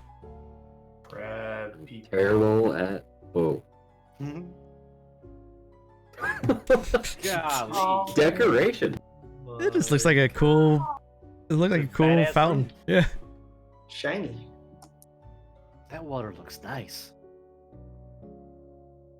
Well, I'll take my rapier and poke it into the fountain. You poke your rapier in the fountain. Yeah. It shrinks down to size. It's like the tip of it goes. Not this again. Well, glad I decided not to drink from that. When you pull it back, you can feel like the arcana pulsing off of it, the tether pulsing off of the tip of your sword. As soon as you pull it out of the water, it grows again. What would happen if you drink that? Good question. I'm not gonna find out. I'm gonna climb out and then head back. Okay. There's a one. Aw. It's easy for you to scamper back as Baron's holding the rope, looking at you as you stick your head through the window. So What'd you find? weird fountain that shrinks stuff. Drink stuff? My rapier was tiny when I poked it. Interesting. Okay. I mean, you can drink it if you want. Might be different for flesh. I'm not risking it. I'll put a pinky in. Are you going? Okay. Okay, so you're gonna climb over there. What, you want to climb over? No, I'm good. Alright. Let's Well, wait for once- our boys to get back before we go on. Yeah, once we're done organizing and they're back, I'm gonna check both these doors. Okay. Which one you want to open first? Left. Left one. So when you open the left one, this is where it gets a little bit interesting. This dark room contains a 7-foot tall glass statue of a scowling woman with octopus tentacles for arms emerging from the dark ocean waves. 3 dusty rugs lie at the statue's base, and at the bottom of the base is a single word. Sibamasker. Interesting. Would I know what that means or refers to? Make a religion or a history check, because it could be either for you. Or a what? History? Cut out. A history or religion? Yeah. That doesn't matter. I'm also gonna roll a history since I'm right behind. Okay. But I mean, damn, that's a good religion check. Oh. So Damien, Whoa, why'd it double? Damien, you're looking at this, and it looks, it's masterfully made, but it's very like dark. But Anton, you looking at this, you know, Sibamasker is one of the forgotten deities from long ago. She's worshipped by krakens, by weresharks, and she is one of the evil deities of Erenel. She's a half kraken beast. Okay. I don't know This anything place about is. this. I would say this place is fat old. What is it? One of the old gods. You would know her as the Kraken Queen. Do you think she still has influence? Have I heard her referenced anywhere? Just traveling about on different pirate ships and such? She's one of those like old evil deities that people like whisper about, but they're not sure if she like ever really was there. Just kind of like scary tales that pirates talk about on sea, like while they're just traveling around.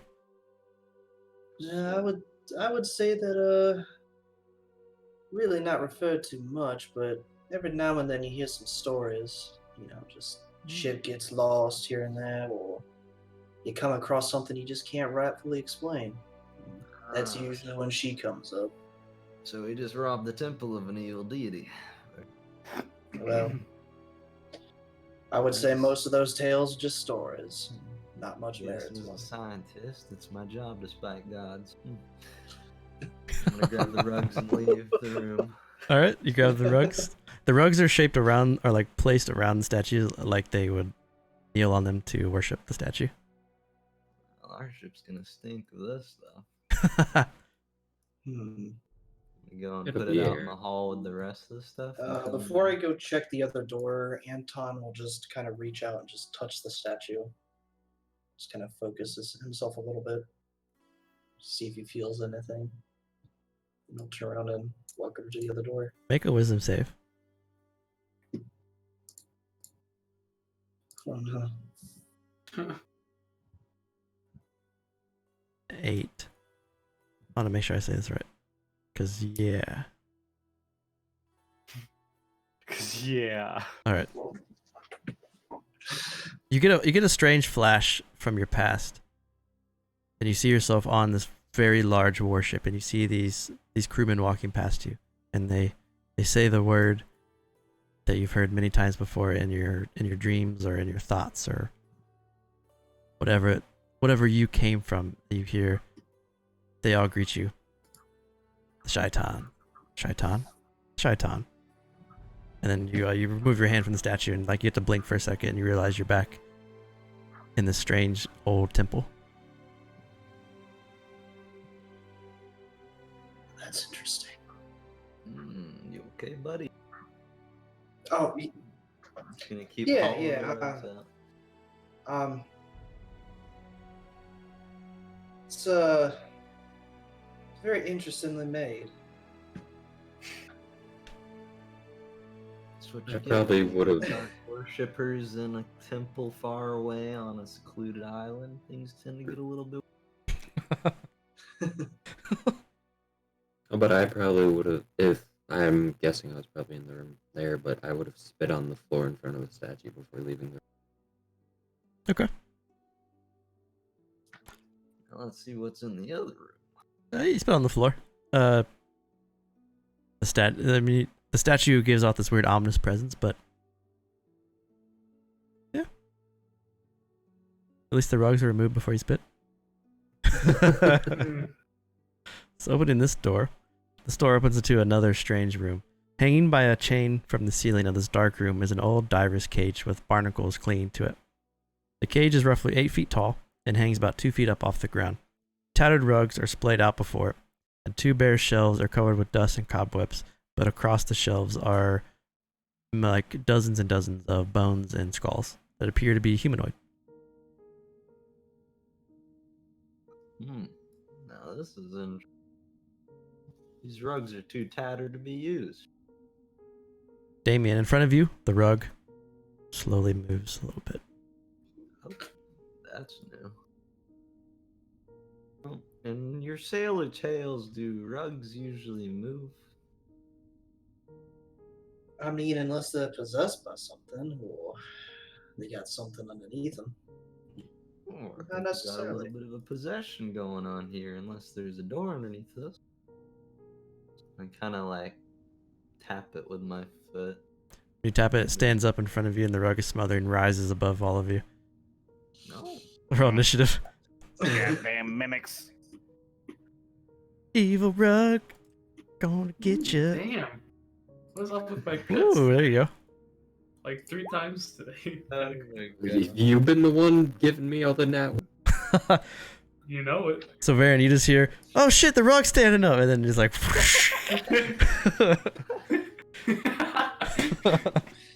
Go get him, man. Call it ugly. Your 14 passive saw the rug move. Yes. Dude, passive perception is the most overpowered thing in 5e. Yeah, it is. Alright. Can't even sneak up on Zervesh, really. 1 GP says you hit my friend here. Pointing at Anton. And then I will Vicious Mockery. Vicious Mockery of the rug. Yeah.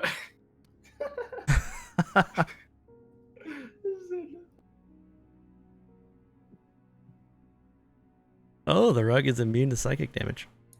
Oh shit. It's a freaking rug. Would it still get disadvantage from the failed? Yeah, okay, yeah. Oh, failed. Disadvantage on the attack. Fullest fiber. Chiba. Hearing that, I'll walk over here and just kind of peek. Oh shoot! Look at that. Damien. Alright, so I'm gonna use my action to disengage and like roll through these people. Since I'm small, Mhm. I can use nimbleness. to You got move through creature. And then I'm gonna use action surge and fire off a shot with my crossbow from the back of the hall. 14 hits for 4. That's gonna be my turn. Your crossbow bolt goes through the rug, leaving a hole, and the rug shudders a bit. Anton. All right. Same deal. Gonna run my hand across the longsword. Chromatic orbit as fire damage. Yeah, it's dead. How'd you want to do this? You have 32 damage. Damn it! I lost the fucking GP. No, the fiber. As I run my hand along the sword and like form the ball, I'll be like, "This place is something." And I'm just gonna blast it right in the center and incinerate it. It just burns. It catches fire and just burns and falls to ash in front of you guys. That's some 2 big crits tonight. That's good. Yeah, what the fuck? Oh. It's been very clutch on us. Okay. Well, I don't think I'm getting anything from that, but there's still this other rug on the ground. I'm gonna grab it and walk away. I'm gonna check out the rest of the room. Is there anything of interest aside from like the cage? Anything like in the cage we could potentially use? Inside the cage, there's more of those bones that are kind of stacked up a bit inside the cage. The bones look very, very old. It's almost like some sort of prison or like sacrificial area, but there's nothing else really that stands out as important inside here. Okay.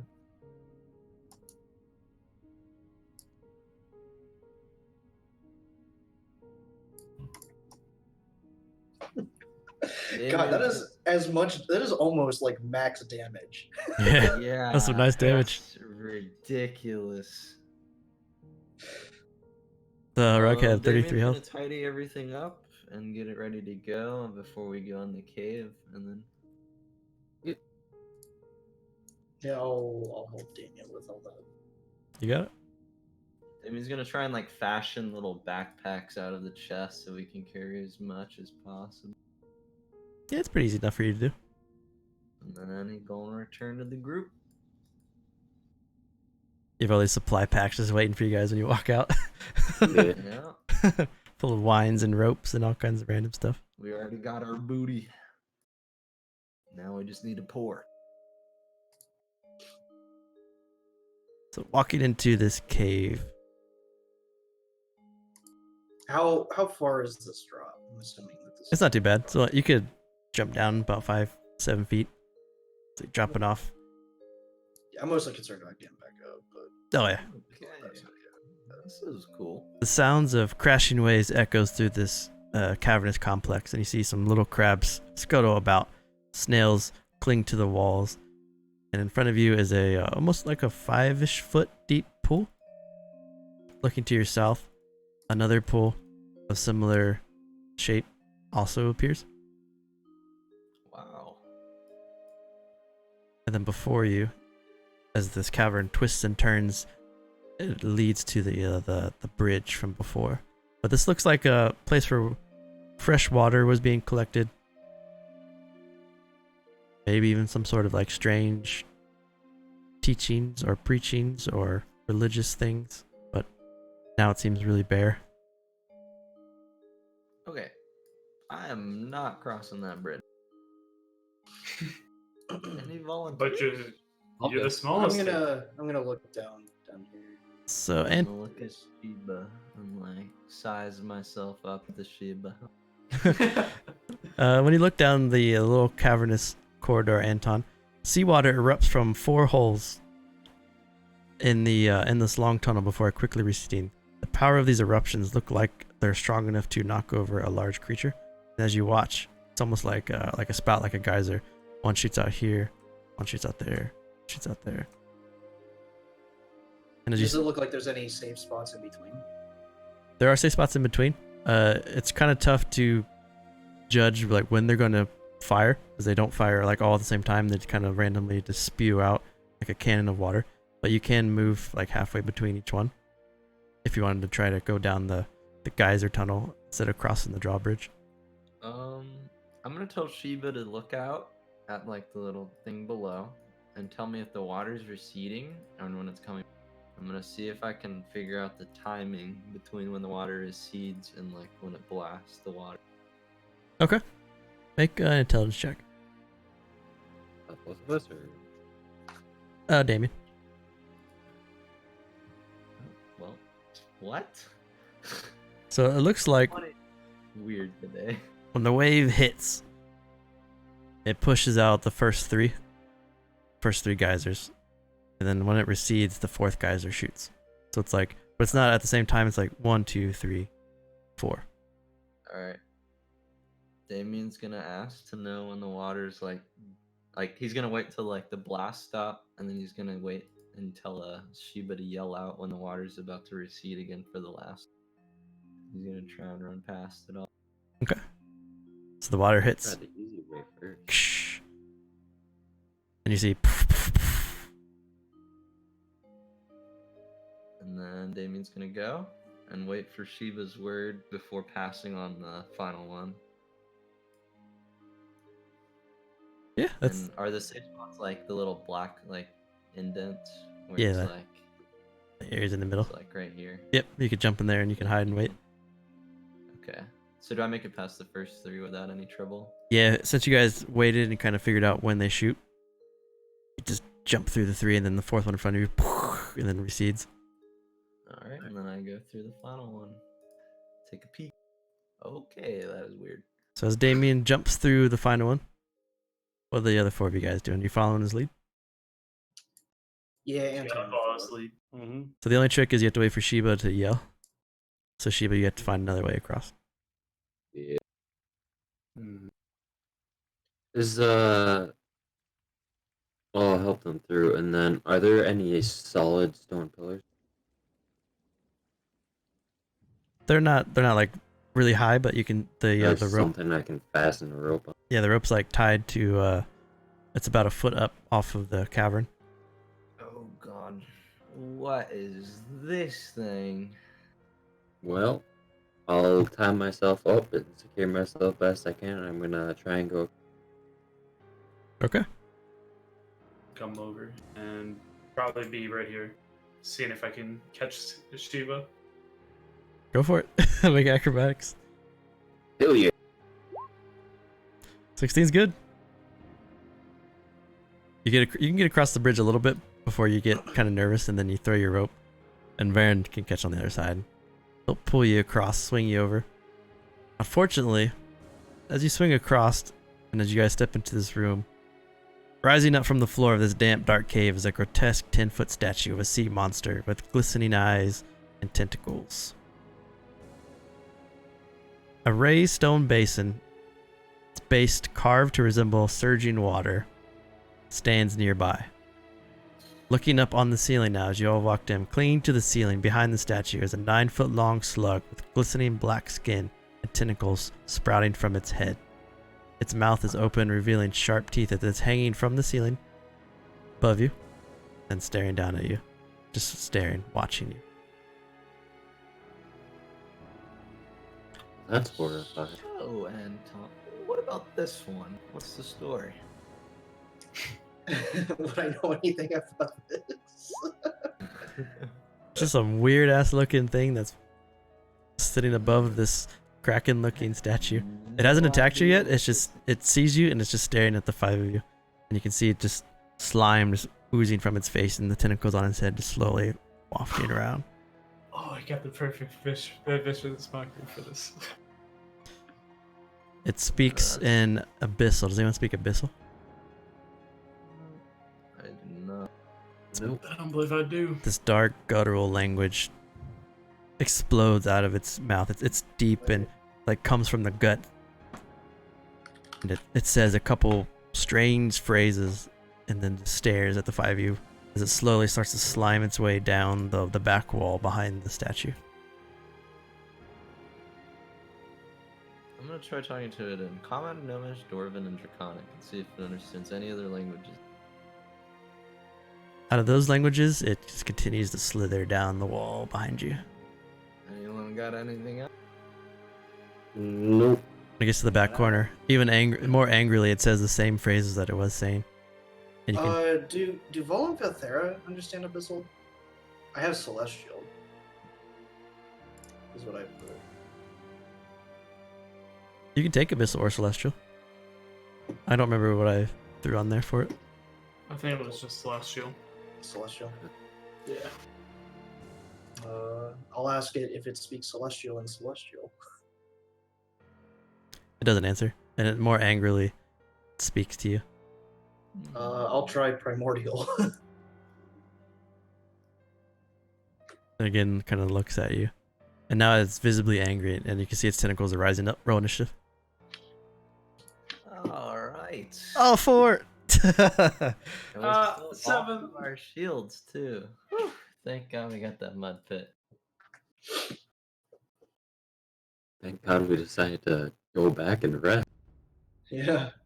Thank God I blasted that rug of smothering. So this adventure is from the Turtle expansion that came out last year for level 2 and level 3 characters. And all I did was change some of the lore, but everything in here is from Wizards of the Coast. It's nice. It's a little broken. Alright. So Sheba's up first as this thing loads up to put the marker on you. There you go, Sheba. That plant monster's a little rough for 2 to 3. Jesus Christ. Yep, you're instantly Well. dead. What is this fucking Tomb of Elemental Evil? Well, if it rips me in half, you all get the fuck out of here. I'm gonna. You ran up to it, did you say dodge? Yeah. Okay, gotcha. And I'm gonna blast the bolt into that fucker's head. And I missed. A 9 misses as it goes above the wall and up of it just What? slams into it. Alright. Well, I guess that's my turn. Anthrax. Well, I'm going to summon my wildfire. And we're going to put her right over here. Okay. It's got to do a DC 13. Dex save? She Yes, mad at sir. you For Oh, pass. destroying her earlier. And then, oh, she don't give a shit. She's pissed at him. And then bonus action, I am flame seeding him, and that is gonna end my turn. Oh, 11 misses. So she explodes next to him and he slimes the other way. The flame seed goes over his head. She throws it at him.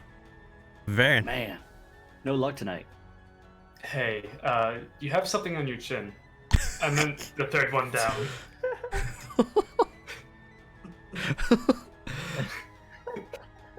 This is the best part of the game is hearing your jokes. Oh, 4. This barely takes 2 Man.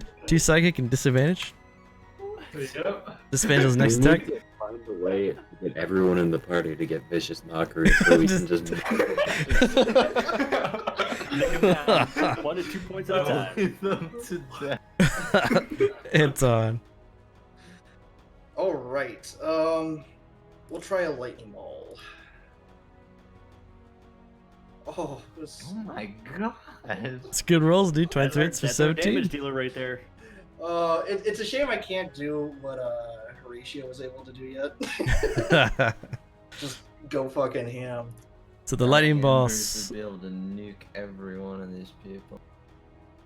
smashes into the giant slug. He's going to use his reaction to make the statue make a tentacle attack at Anton within 10 feet. So the tentacle in front, the tentacle statue animates. The tentacle flies out at you. And it is a d20 plus 3. 12. I think it's a miss with your mage armor. So now on the slug's turn, he's going to use his attack on Sheba. Does you still have your inspiration? Wait, what? Ooh. Dez still has his inspiration. No, I already used it. Inspiration. Okay. Yeah, I already used it Yeah. a long time ago. Yeah. I think The giant slug, actually, let's see here, because he's not very smart. 4. Baron Sheba. Oh, let's go to Anton again.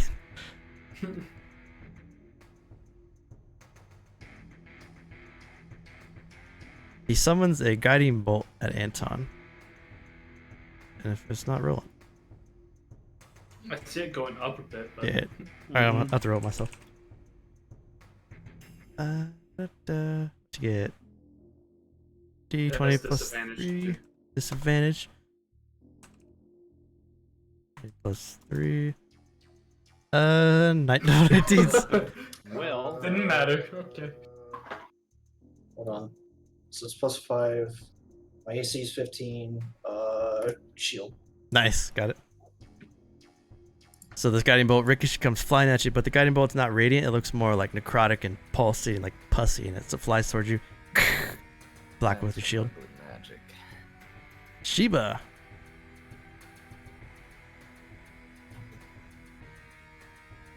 What's that? Or not. You take your rapier, you drive it at it. It hits the giant slug, but like ricochets off its stomach in the slime and misses. Damien. Fires a shot at his skull. 17 hits for 5. My aim is true. The giant slug is going to use his reaction to make the animated statue attack Damien for hitting him. Aww. Oh, 4. Or not. It flies, it smashes the wall, and you duck under it. Anthrax. I am going to firebolt it. Pew. 12 misses. Then, as a bonus action, she is going to flame seed it. Woo! There you Um, go. 6. I'm going to take another step back over here, and then my turn. Varen. I'm not angry. I'm just very disappointed.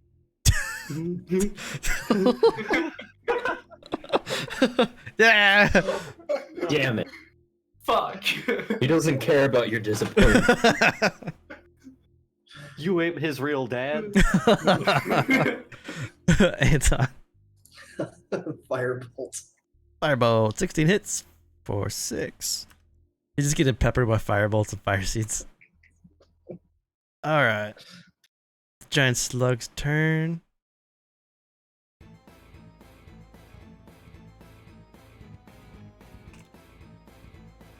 Anton again.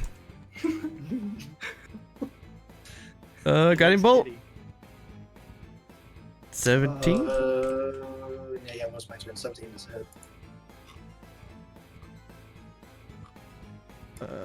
46. Oh! Thank God for 10. Holy Yeah, 10 Alright, temporary too. let's- Yep. Those temporary hit points are really coming in clutch. Woohoo. So that green pulse sliding guiding bolt slams into Anton, knocking him back. He's still standing. Sheba. I'm gonna stab. I'm going stab. There we go. And Nice. Fasto's there, I get. Yeah, you get sneak. Damage. So you drive your rapier into his chest, and as you do, the tentacle rises up to slap you with his reaction. 6 miss. So you the duck under the tentacle as it swings at you. I can't complain about getting hit because of my rolls. Damien. Am I scrunch in this area behind Baron so I don't get hit by a damn tentacle anymore?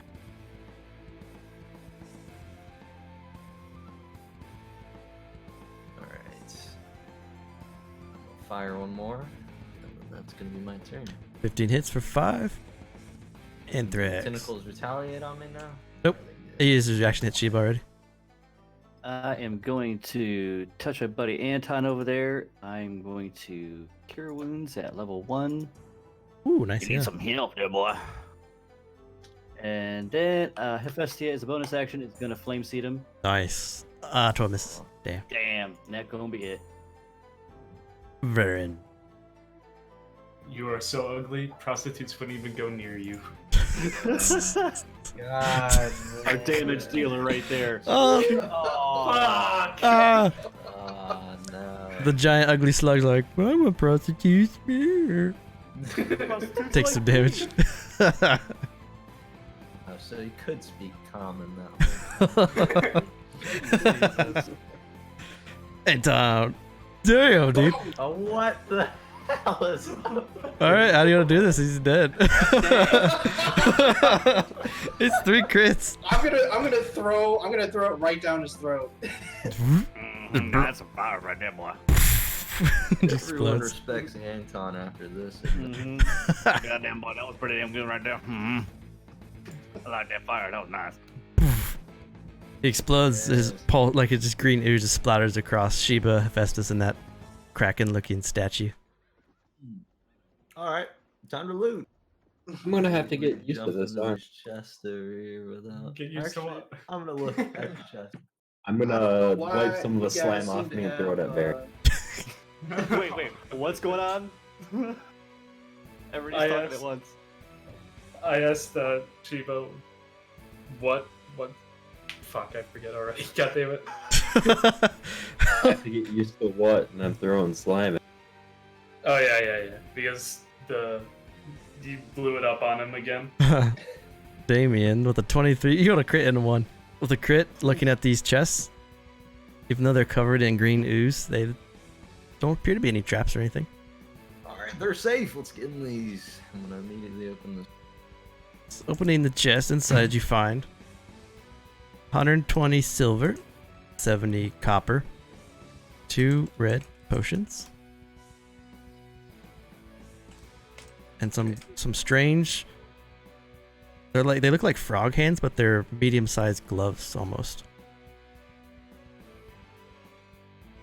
Okay. I guess we open the rest of the chest too. Oh yeah, that's everything right there. Yeah, that's the whole. Okay. Do those gloves look magic? Yeah. Oh, do you see Magic Boy? Do you want these froggy gloves? Here you go. Identify. Identify. So these are gloves of amphibious.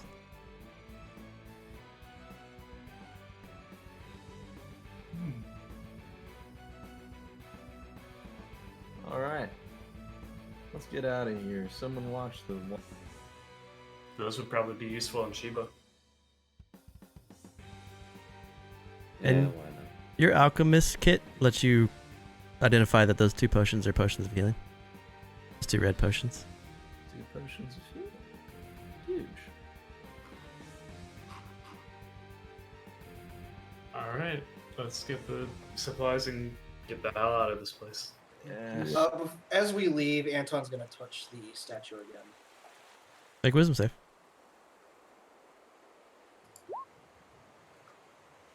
$18.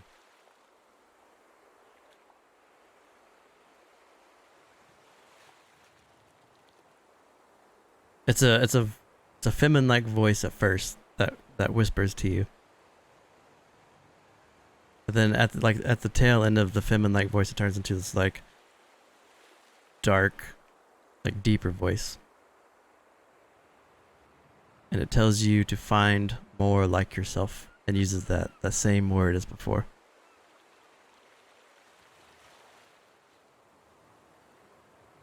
Okay. Then it says, together we will rise from the depths.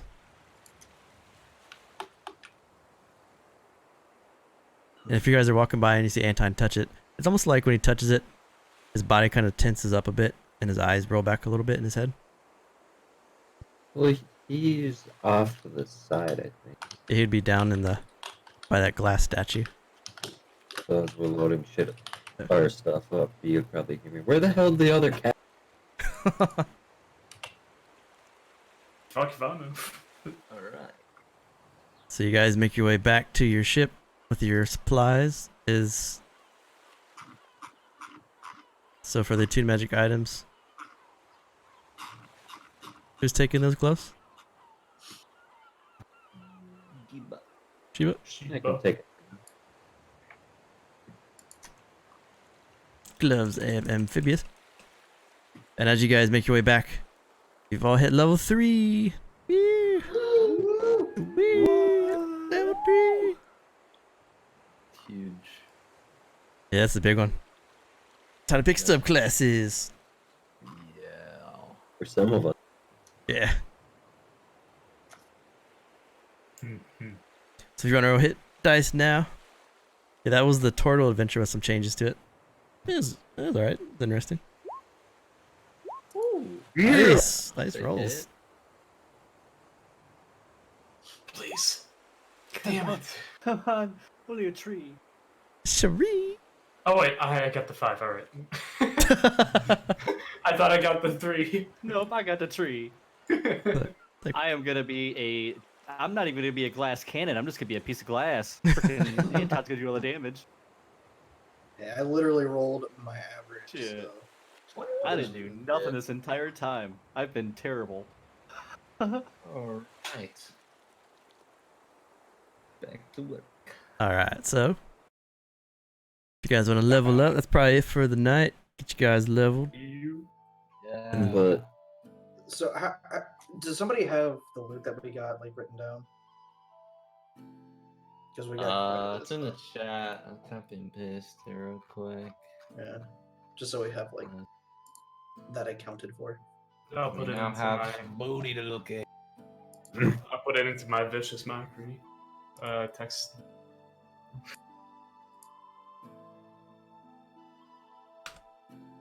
25th of Lothus. That was a lot of time going past.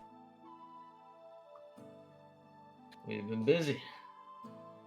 So you've spent a couple weeks halfway building up a ship, collecting some loot. All the while that large barriers protected the Kongs. Hopefully you can get your ship built, get some better rolls. doubtful. Level 3 is a nice boost. True. Oh wait, no, that wasn't my average. I rolled a 2. Yeah, damn it. April 11th. So the next game is April 11th. These guys will be level 3 by then, ready to sail the seas. They know of a new port they can sail to, or in a shipwreck. If you guys wanted to check those out. And you know you're pretty close to the port where you guys were taken. But hey, thanks for watching, everybody on Twitch. Those inspirations were pretty clutch for the group tonight. We'll be back at it Monday with Harlock, and they're going to war. Thanks for tuning in, and we'll see you guys on Monday.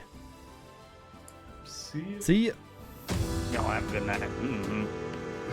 Okay, so I kind of got all of our loot. Yes, you guys have a very, very good evening.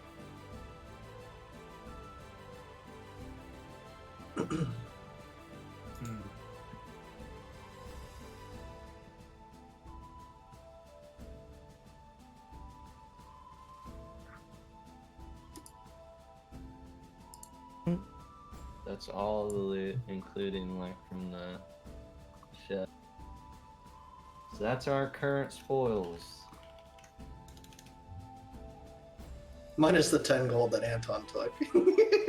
Oh, so we got a greedy hooker.